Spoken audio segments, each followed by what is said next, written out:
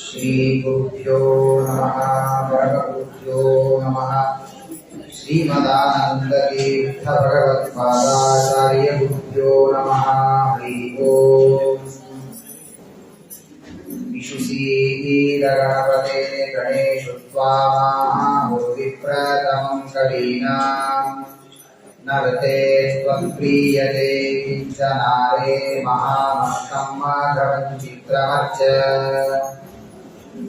सृष्टिस्थित्यप्ययेहा नियतिविहितमो बन्धमोक्षाश्च यस्मात् अस्य श्री ब्रह्मरुद्रप्रभृतिसुरनरद्वीषशत्रुत्मकस्य विष्णोर्व्यस्ताः समस्ताः सकलगुणनिधिः सर्वदोषव्यपेतः पूर्णानन्दाव्ययो यो गुरुरपि परमः चिन्तयेतं महान्तम् जन्माद्यस्य यतोऽन्वयात् इतरतश्चार्थेष्वभिज्ञस्वरात् तेने ब्रह्महृदाय आदिकवये मुह्यन्ति यं सूरयः तेजो वारिमृतां यथा विनिमयो यत्र त्रिसर्गो मृषा धाम्ना स्वेन सदा निरस्तकुहकं सत्यं परं धीमहि अशेषवाक्याढ्यमलापन्त्रीनवं नवं स्पष्टसुवाक्प्रदायिनि ममेह जिह्वाग्रसुरङ्गनर्तकी भवप्रसन्ना वदने च मे श्रीः धर्मविज्ञानवैराग्यपरमैश्वर्यशालिनः आनन्दतीर्थभगवत्पादान् वन्दे निरन्तरम् भवति यदनुभावात् मूकोऽपि वाग्मी जडमतिरपि जन्तुर्जायते प्राज्ञमौलिः सकलवचनचेतो देवता भारती सा भवतसि दत्तां सन्निधिं मानसे च यं प्रौरजन्तमपेतकृत्यं द्वैपायनो विरहकातराजुहाव पुत्रेति तन्मयतया तनवोऽभिनेदुः तं सर्वभूतहृदयं मुनिमानतोऽस्मि यस्य वा कामधेनुर्नः कामितार्थान् प्रयच्छति सेवेदं जययोगीन्द्रं कामवाणच्छिदं सदा श्रीमत्सुधाद्भुतां बोधिविक्रीडनविचक्षणान् वाक्यार्थचन्द्रिकाकारान् विद्याधीशगुरून् भजे पूज्याय राघवेन्द्राय सत्यधर्मरताय च भजतां कल्पवृक्षाय नमतां कामधेनवे सत्यधर्माब्धिसम्भूतः चिन्तामणिविजृम्भितः सत्यसङ्कल्पकल्पद्रुः कल्पयेत् कामं मम सत्याभिज्ञकराब्जोत्थान् पञ्चाशद्वर्षपूजकान् सत्यप्रमोदतीर्थार्यान् नौमिन्याय सुधारतान् श्री सत्यात्मतीर्थस्वामी श्रीपादगुरुभ्यो नमः हरिः ओम् हरिः ओम् हरिः ओम् सूत उवाच विदुरसतीर्थयात्रायां मैत्रेयादात्मनो गतिम् ज्ञात्वा अगात् हस्तिनपुरं तया अवाप्तविवित्सितः स्वस्त्यस्तु सताम् अखिलसन्मङ्गलानि भवन्तु ಹರಿವಾಯುಗಳ ಚರಣಾರವಿಂದಗಳಲ್ಲಿ ಅನೇಕ ಭಕ್ತಿ ಶ್ರದ್ಧಾಪೂರ್ವಕ ನಮಸ್ಕಾರಗಳನ್ನ ಸಮರ್ಪಣೆ ಮಾಡ್ತಾ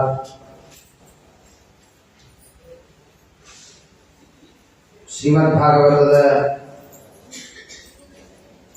ಪ್ರಥಮ ಸ್ಕಂದದಲ್ಲಿ ಬರುವಂತಹ 20 ಅಧ್ಯಾಯಗಳು ಒಟ್ಟು. ಅದರಲ್ಲಿ ಪರೀಕ್ಷಿತ್ ರಾಜರ ಜನ್ಮ ವೃತ್ತಾಂತವನ್ನ ತಿಳಿಸುವುದಕ್ಕಾಗಿ ಮಹಾಭಾರತದ ಒಂದಿಷ್ಟು ಕಥೆಗಳನ್ನ ಶ್ರೀಮದ್ ಭಾಗವತ ಇಲ್ಲಿ ಹೇಳ್ತಾ ವಿದುರ ಹಾಗೂ ಮೈತ್ರೇಯರ ಸಮಾಗಮದ ಬಗ್ಗೆ ಹಿಂದೆ ನಾವು ತಿಳಿದಿದ್ದೇವೆ. ವಿದುರ ಮೈತ್ರೇಯರಿಂದ ಎಲ್ಲ ಭಗವನ್ ಮಹಿಮೆಗಳನ್ನು ತಿಳಿದುಕೊಂಡು ಸಮಗ್ರವಾದ ತತ್ವಗಳನ್ನೆಲ್ಲ ತಾನು ಉಪದೇಶವನ್ನು ಪಡೆದು ತಾನು ತೀರ್ಥಯಾತ್ರೆಯಲ್ಲಿ ಇದ್ದದ್ದರಿಂದ ಮೈತ್ರೇಯ ಮೂಲಕ ತನ್ನ ಅಣ್ಣ ಧೃತರಾಷ್ಟ್ರ, ಗಾಂಧಾರಿ ಇವರೆಲ್ಲರ ವೃತ್ತಾಂತವನ್ನು ಕೇಳಿದಂತಹ ವಿದುರರು ಸ್ವಲ್ಪ ರಾಜ್ಯಕ್ಕೆ ಹೋಗಿ ಮತ್ತೆ ಎಲ್ಲರನ್ನ ನೋಡಿಕೊಂಡು ಬರೋಣ ಅಂತ ಅಲ್ಲಿಗೆ ಬಂದಿದ್ದಾರೆ. ಆ ಧರ್ಮರಾಜ ರಾಜ್ಯಭಾರವನ್ನು ಮಾಡ್ತಾ ಇದ್ದಾನೆ. ವಿದುರರು ಪ್ರವೇಶವನ್ನು ಮಾಡಿದರೆ ಗೌರವದಿಂದ ವಿದುರರನ್ನ ಕರೆದು ಸಿಂಹಾಸನದ ಮೇಲೆ ಕೂಡಿಸಿ ಎಲ್ಲ ಅರ್ಘ್ಯವಾದ್ಯಾದಿಗಳಿಂದ ಪೂಜೆಯನ್ನು ಮಾಡಿದ್ದಾನೆ. ಇಷ್ಟೆಲ್ಲ ಅವರಿಗೆ ವಿರೋಧವನ್ನ ಮಾಡಿದಂತಹ ಕೌರವರ ಪಕ್ಷದಲ್ಲಿ ಇರುವಂತಹ ವಿದುರ ಮತ್ತೆ ನುಡಿದಿದ್ದಾರೆ. ಆದರೆ ಹಿರಿಯರು ಬಂದಾಗ ಅವರು ಮಾಡಿದಂತಹ ತಪ್ಪುಗಳನ್ನ ಎತ್ತಿ ತೋರಿಸುವಂತಹ ಅಧಿಕಾರ ನಮಗೆ ದೇವರು ನೀಡಲಿಲ್ಲ. ಅವರೇನಾದರೂ ತಪ್ಪು ಮಾಡಿದರೆ ಅವರಿಗಿಂತ ಹಿರಿಯರು ಅವರಿಗೆ ತಿಳಿಸ್ತಾರೆ, ಅಥವಾ ದೇವರು ಯಾವುದೋ ಒಂದು ರೀತಿಯಲ್ಲಿ ಅವರಿಗೆ ಅದನ್ನ ತಿಳಿಸಿಕೊಡ್ತಾನೆ. ಆದರೆ ಆ ಹಿರಿಯರಿಗೆ ಎಂದೂ ಕೂಡ ನಾವು ಅಪಚಾರವನ್ನು ಮಾಡಬಾರದು ಎನ್ನುವ ಪ್ರಮೇಯವನ್ನ ಯುಧಿಷ್ಠಿರ ತಿಳಿಸಿಕೊಡ್ತಾನೆ. ಅವರು ಬಂದು ಕೂಡಲೇ ಯುಧಿಷ್ಠಿರ ಅವರನ್ನ ಕೂಡಿಸಿ ಪ್ರಶ್ನೆಗಳನ್ನು ಮಾಡ್ತಾನೆ. ಹರಟೆ ಹೊಡೆಯುವುದಾದರೂ ಎಂಥ ಹರಟೆ ಹೊಡಿಬೇಕು ಅನ್ನೋದನ್ನ ಧರ್ಮರಾಜ ತಿಳಿಸಿಕೊಡ್ತಾನೆ. ಆ ಯುಧಿಷ್ಠಿರ ವಿದುರರು ಬಂದು ಕೂಡಲೇ ಏನೇನೋ ನಿಮ್ಮ ಮನೆಯಲ್ಲಿ ಏನಾಯ್ತು, ನಮ್ಮ ಮನೆಯಲ್ಲಿ ಏನಾಯ್ತು, ಇದೆಲ್ಲ ವಿಚಾರ ಅಲ್ಲ. ನೀವು ತೀರ್ಥಯಾತ್ರೆ ಮಾಡಿದ್ರಲ್ಲ, ಆ ಯಾತ್ರೆ ಹೇಗಾಯಿತು, ಕಯಾವತ್ಯಾವರ್ತಿತಂ ವೈ ಜಲದ್ಭಿಕ್ಷಿ ಮಂಡಲಂ ತೀರ್ಥಾನಿ ಕ್ಷೇತ್ರ ಮುಖ್ಯಾನಿ ಸೇವಿತಾನೇಹ ಭೂತಲೆ. ಯಾವ ರೀತಿ ನೀವು ತೀರ್ಥಯಾತ್ರೆಯನ್ನು ಮಾಡಿದ್ರಿ? ಬಹಳ ಚೆನ್ನಾಗಿದೆ. ಇದು ನನ್ನ ಪ್ರಶ್ನೆ. ಎಲ್ಲೆಲ್ಲಿ ಹೋದರೂ ಆ ಜಾಗದ ಬಗ್ಗೆ ಧರ್ಮರಾಜನಿಗೆ ಗೊತ್ತಿಲ್ವಾ? ಗೊತ್ತಿದೆ. ಎಲ್ಲಾ ತೀರ್ಥಗಳನ್ನು ಇವನು ಒಂದ್ಸಲ ವನವಾಸದಲ್ಲಿ ಎಲ್ಲ ಮುಗಿಸಿರ್ತಿದ್ದಾರೆ ಅಡ್ಡಾಡಿ ಬೇಕಾದಷ್ಟು. ಆದರೆ ಅವನು ಕೇಳುವ ಪ್ರಶ್ನೆ ಎಷ್ಟು ಚೆನ್ನಾಗಿದೆ ಅಂದ್ರೆ, ಯಾರಾದರೂ ಪುಣ್ಯಕ್ಷೇತ್ರಗಳಿಗೆ ತೀರ್ಥಗಳಿಗೆ ಹೋಗಿ ಬಂದಿದ್ರೆ ಏನ್ ಪ್ರಶ್ನೆ ಕೇಳಬೇಕು ನಾವು ಅವರನ್ನ ಅಂದ್ರೆ, ನಾವು ಹೋದ ವರ್ಷ ಕಾಶಿ ಯಾತ್ರೆಗೆ ಹೋಗಿ ಬಂದಿದ್ದೀವಿ, ಈ ವರ್ಷ ಒಬ್ಬರು ಹೋಗಿ ಬಂದಿದ್ದಾರೆ, ಅವರನ್ನು ಏನ್ ಕೇಳಬೇಕಾದ್ರೆ, ಏನ್ ಹೋಗಿದ್ರಿ? ಕಾಶಿ ನಾವು ಹೋಗಿದ್ವಿ ಹೋದ ವರ್ಷ. ಅಲ್ಲ, ನಿಮ್ಮ ತೀರ್ಥಯಾತ್ರೆಯನ್ನು ಯಾವ ರೀತಿ ಮಾಡಿದ್ರಿ? ಕಯಾವತ್ಯ. ತೀರ್ಥಯಾತ್ರೆಗೆ ಹೋದಾಗ ಯಾರು ಹೇಳ್ತಾರೆ, ಅಯ್ಯೋ ನಾವು ಹಿಂದಿನ ದಿವಸ ಎಲ್ಲ ಕ್ಷೌರ ಇತ್ಯಾದಿಗಳನ್ನು ಮಾಡಿಸಿಕೊಂಡು ಉಪವಾಸ ಮಾಡಿ ಮಾರನೇ ದಿವಸ ನಾವು ತೀರ್ಥ ವಿಧಿಯನ್ನ ಅಲ್ಲಿ ಮಾಡಿದ್ವಿ ಅಂತ ಹೇಳಿದಾಗ, ಓ ಹೌದಾ, ಹಾಗಾದ್ರೆ ನಮ್ಮದೆಲ್ಲ ಗೊತ್ತಿಲ್ಲ, ಬರೀ ಒಂದು ದಿನ ಹೋಗಿ ಶ್ರಾದ್ದ ಮಾಡಿ ಬಂದುಬಿಟ್ಟೆ. ಹಾಗಾದ್ರೆ ನಿಮ್ಮ ತೀರ್ಥಯಾತ್ರೆಯ ಕ್ರಮವನ್ನ ಕೇಳಿದಾಗ ನನಗೂ ಒಂದು ಹೊಸ ವಿಷಯ ಗೊತ್ತಾಯಿತು. ಹಾಗೆ ತೀರ್ಥಯಾತ್ರೆಯನ್ನ ಅನೇಕ ಬಾರಿ ನಾವು ಮಾಡಿರ್ತೇವೆ, ಆದ್ರೆ ಅದೊಂದು ಪಿಕ್ನಿಕ್ ಅಷ್ಟೇ. ಯಾರು ಎಲ್ಲಿ, ಕೆಲವರಿಗೆ ಒಂದು ಅಭ್ಯಾಸ ಇರುತ್ತೆ, ಯಾರು ಎಲ್ಲಿ ಹೋಗ್ತಿರ್ತಾರೆ ಅಲ್ಲಿ ಮೊದಲು ಸೀಟ್ ಇವ್ರದೇ ಇರುತ್ತೆ, ಹಾಕ್ಬಿಡ್ತಾರೆ ಡಬಲ್. ಅವ್ರು ಎಷ್ಟಂತ ಅಷ್ಟು ಕೊಟ್ಬಿಡ್ತಾರೆ. ಪ್ರವಚನ, ಪುಣ್ಯಕ್ಷೇತ್ರ, ಪಾಠ ಅಂದ್ರೆ ಆಗ್ತಿರೋದಿಲ್ಲ, ಯಾತ್ರೆ ಎಂದು ಬೇಕಾದಷ್ಟು ಮಾಡ್ತಾರೆ. ತಪ್ಪಲ್ಲ. ಆದರೆ ನಾವು ಯಾವುದೇ ಸಂಕಲ್ಪವನ್ನ ಮಾಡಿದ್ರು ಅದರಲ್ಲಿ ಒಂದು ಸ್ವಲ್ಪ ಅಪ್ಡೇಟ್ ಆಗ್ತಾ ಹೋಗ್ಬೇಕು. ನಾವು ಈಗ ಅಪ್ಡೇಟ್ ಆಗಿದೆಯೋ ಇಲ್ಲೋ, ಮೊದಲು ಬಟನ್ ಇರೋ ಫೋನ್ ಇಟ್ಕೊತಾ ಇದ್ವಿ, ಈಗ ಟಚ್ ಇರೋದನ್ನ ಇಟ್ಕೊಂಡಿದ್ವಿ, ಇನ್ನು ಮುಖ ನೋಡಿದ್ರೆ ತೆಗೆಯುವಂತ ಇಟ್ಕೊಂಡಿದ್ವಿ. ಹಾಗಾದ್ರೆ ಫೋನ್ ಇದೆ ಸಾಕು ಅಂತ ಹೊತ್ತಿಂದ ಇವತ್ತಿನವರೆಗೆ ಅದನ್ನೇ ಇಟ್ಕೊಂಡಿದ್ದೀವ. ಹಾಗೆ ನಾವು ಮಾಡುವ ಸಾಧನೆಯಲ್ಲಿಯೂ ಕೂಡ ನಾವು ಒಂದು ಸ್ವಲ್ಪ ಉನ್ನತಿಯನ್ನ ಸಾಧಿಸಬೇಕಾದ್ರೆ ಅಂತಹ ಸಾಧಕರ ಜೊತೆಗೆ ಮಾತುಗಳು ಅದೇ ತರಹದ ನಮ್ಮ ಮಾತುಗಳು ಇರಬೇಕು. ಆದ್ದರಿಂದ ತಾವೆಲ್ಲರೂ ಕೂಡ ಅನೇಕ ತೀರ್ಥಯಾತ್ರೆಗಳನ್ನು ಮಾಡಿ ಬಂದ್ರಲ್ಲ ವಿದುರರೇ, ಎಲ್ಲೆಲ್ಲಿ ನೀವು ತೀರ್ಥಯಾತ್ರೆ ಮಾಡಿ ಬಂದ್ರಿ, ಹೇಗೆ ಮಾಡಿ ಬಂದ್ರಿ ಹೇಳಿರಿ. ಯಾಕೆಂದ್ರೆ ನೀವು ಯಾವ್ಯಾವ ಊರಿಗೆ ಹೋಗಿ ಬಂದಿರೋ ನಾನು ಹೋಗಿ ಬರ್ತೀನಿ. ಯಾಕೆ ನೀನು ಹೋಗಿಲ್ವಾ? ಹಿಂದೆ ಹೋಗಿದ್ದೀವಿ, ಆದ್ರೆ ನೀವು ಹೋದ ಮೇಲೆ ಹೋದ್ರೆ ಆ ನೀರುಗಳು ಸ್ವಲ್ಪ ಫ್ರೆಶ್ ಆಗಿರುತ್ತೆ. ಆ ತೀರ್ಥಯಾತ್ರೆಗಳು, ಆ ತೀರ್ಥಕ್ಷೇತ್ರಗಳಲ್ಲಿ ಆ ತೀರ್ಥಾಭಿಮಾನಿ ದೇವತೆ ನಮ್ಮಂತವ್ರು ಹೋದ್ರೆ ಬೇಜಾರು ಮಾಡ್ಕೊಳ್ಳುತ್ತೆ ಪಾಪ ದೇವತೆ. ಯಾಕೆಂದ್ರೆ ಬಂದಪ್ಪ ನೀವೊಂದಿಷ್ಟು ಪಾಪ ಬಿಟ್ಟು ಹೋಗಿದ್ದ, ಇವರೊಂದಿಷ್ಟು ನಾವು ಪಾಪ ನಮ್ಮ ಬಟ್ಟೆಗಳು ಎಲ್ಲ ಅಲ್ಲೇ ಬಿಟ್ಟು ಪೂರ್ಣ ಸಾಧ್ಯವಾದಷ್ಟು ಅದನ್ನು ಬರಿಯ ಮಾಡಿ ಬಂದ್ಬಿಡುತ್ತೆ. ಆದರೆ ಜ್ಞಾನಿಗಳು ಬರಲಿ ಅಂತ ಕಾಯ್ತಾ ಇರತ್ತಂತೆ ತೀರ್ಥಾಭಿಮಾನಿ ದೇವತೆಗಳು. ಯಾಕೆಂದ್ರೆ ತೀರ್ಥೀಕುರುವಂತಿ ತೀರ್ಥಾನಿ ಸ್ವಾಂತ ಸ್ವಾತ್ಮಸ್ಥೇನ ಗದಾಭೃತ. ಜ್ಞಾನಿಗಳು ಹೋದ್ರೆ ಏನ್ ಮಾಡ್ತಾರೆ ಅಂದ್ರೆ ತಾವು ಸ್ನಾನ ಮಾಡಿ ಗಂಗೆಯಲ್ಲಿ ಇರುವ ಪಾಪವನ್ನೂ ಪರಿಹಾರ ಮಾಡಿ ಬರ್ತಾರಂತ. ಅಂತಹ ಒಂದು ಶಕ್ತಿ ಒಬ್ಬ ಜ್ಞಾನಿಯಲ್ಲಿ ಇದೆ. ಆದ್ದರಿಂದ ಅಪಿನಸ್ಸು ಹೃದಸ್ತಾದ ಬಾಂಧವ ಕೃಷ್ಣ ದೈವತ ದೃಷ್ಟ ಶ್ರುತಾವ ಯಲವಹ ಸುಭೂಯಾಂ ಸುಖಮಾಸತೆ. ಹಾಗಾದರೆ ನೀವು ಹೇಗೆ ತೀರ್ಥಯಾತ್ರೆಯನ್ನು ಮಾಡಿದಿರಿ ಎಲ್ಲವನ್ನ ಕೇಳಿ ಅವರಿಂದ ಎಲ್ಲ ವೃತ್ತಾಂತವನ್ನ ತಿಳಿದಿದ್ದಾನೆ. ಅದಾದ ಮೇಲೆ ತಾನು ಆ ಎಲ್ಲ ಹಸ್ತಿನಾವತಿಯ ಇತಿಹಾಸ ಏನಾಯಿತು, ಯುದ್ಧ ಹೇಗಾಯಿತು, ಯಾರ್ಯಾರು ಸತ್ತರು ಎಲ್ಲವನ್ನ ಕೇಳಿ ಕೊನೆಗೆ ನಮ್ಮ ಅಣ್ಣ ಧೃತರಾಷ್ಟ್ರ ಗಾಂಧಾರಿ ಎಲ್ಲಿದ್ದಾರೆ ಅಂತ ವಿದುರ ಕೇಳ್ತಾನೆ. ವಿದುರ ಕೇಳಿದಾಗ ಅವನು ಹೇಳ್ತಾನೆ, ಇಲ್ಲೇ ಒಳಗಿದ್ದಾರೆ, ಬಹಳ ಆರಾಮಾಗಿ ಉಳ್ಕೋತಾ ಇದ್ದೇನೆ, ಚೆನ್ನಾಗಿ ಇದ್ದಾರೆ, ಉಂಡು ತಿಂದು ಚೆನ್ನಾಗಿ ಆರಾಮಾಗಿದ್ದಾರೆ ಅವರು. ಹಾಗೆ ವಿದುರನಿಗೆ ಅನಿಸ್ತದೆ, ಏನಿದು ಆಶ್ಚರ್ಯ, ಇವ್ರು ಹಣೆ ಬರ ನೋಡಿ ನನಗೇ ವೈರಾಗ್ಯ ಬಂತು, ಕಣ್ಣಿಂದ ನೋಡಿದ್ರೆ ಇವ್ರಿಗೆ ವೈರಾಗ್ಯ ಬಂದಿಲ್ವಲ್ಲ ಇಷ್ಟು ದಿವಸ ಆದರೂ. ಹಾಗಾದ್ರೆ ಒಂದ್ ಸ್ವಲ್ಪ ಹೋಗಿ ನಮ್ಮ ಅಣ್ಣನನ್ನ ಭೇಟಿಯಾಗಿ ಅವನಿಗೆ ಒಂದು ಸ್ವಲ್ಪ ಉಪದೇಶಗಳನ್ನ ಮಾಡಿ ವೈರಾಗ್ಯವನ್ನ ತರಿಸೋಣ ಅಂತ ಹೇಳಿ ವಿದುರ ಧೃತರಾಷ್ಟ್ರನ ಹತ್ತಿರ ಹೋಗ್ತಾನಂತೆ. ಹೋದ್ರೆ ಏನ್ ದೊಡ್ಡ ಸಿಂಹಾಸನ, ಕೂತಲ್ಲಿಯೇ ಎಲ್ಲ ಬರ್ತಾ ಇರತ್ತೆ, ವೀಲ್ ಚೇರ್ ಅಲ್ಲೇ ಅವನ ಅಷ್ಟೇ, ಅಲ್ಲೇ ಕೂತಿದ್ದಾನೆ, ಕೂತಲ್ಲಿ ತಿನ್ಲಿಕ್ಕೆ ಉಣ್ಲಿಕ್ಕೆ ಎಲ್ಲ ಬರುತ್ತೆ. ವೈಭವ, ಧರ್ಮರಾಜನಿಗಿರುವ ವೈಭವಕ್ಕಿಂತ ಭಾರಿ ವೈಭವ ಧೃತರಾಷ್ಟ್ರನಿಗೆ ಇದೆ, ಚೆನ್ನಾಗಿ ಇದ್ದಾನೆ. ಅದನ್ನೆಲ್ಲ ನೋಡ್ತಾನೆ. ನೋಡಿ ಇದರಿಗೆ ಆಶ್ಚರ್ಯ ಆಗುತ್ತೆ, ಇನ್ನೂ ಇಷ್ಟು ವರ್ಷ ಆದ್ರೂ ಇವನಿಗೆ ಸಾಕು ಅಂತ ಅನ್ಸೇ ಇಲ್ವಾ, ಚೆನ್ನಾಗಿ ಕಾಲಕ್ಕೆ ಏನೇನ್ ಬೇಕು ತರಿಸ್ಕೊತಾನೆ, ತಿಂತಾನೆ, ವೆರೈಟಿ ತಿಂತಾನೆ, ಆರಾಮಾಗಿದ್ದಾನೆ. ಹಾಗಾದ್ರೆ ಏನ ಚಾಂಬಿ ಹತಂ ಪ್ರತಿಕ್ರಿಯಾ ನಯಸ್ಯೇಹ ಕುತಶ್ಚಿತ್ ಕರ್ಹಿಚಿತ್ ಪ್ರಭೋ ಸಯೇಷ ಭಗವಾನ್ ಕಾಲ ಸರ್ವೇಷಾಂ ನ ಸಮಾಗತಃ.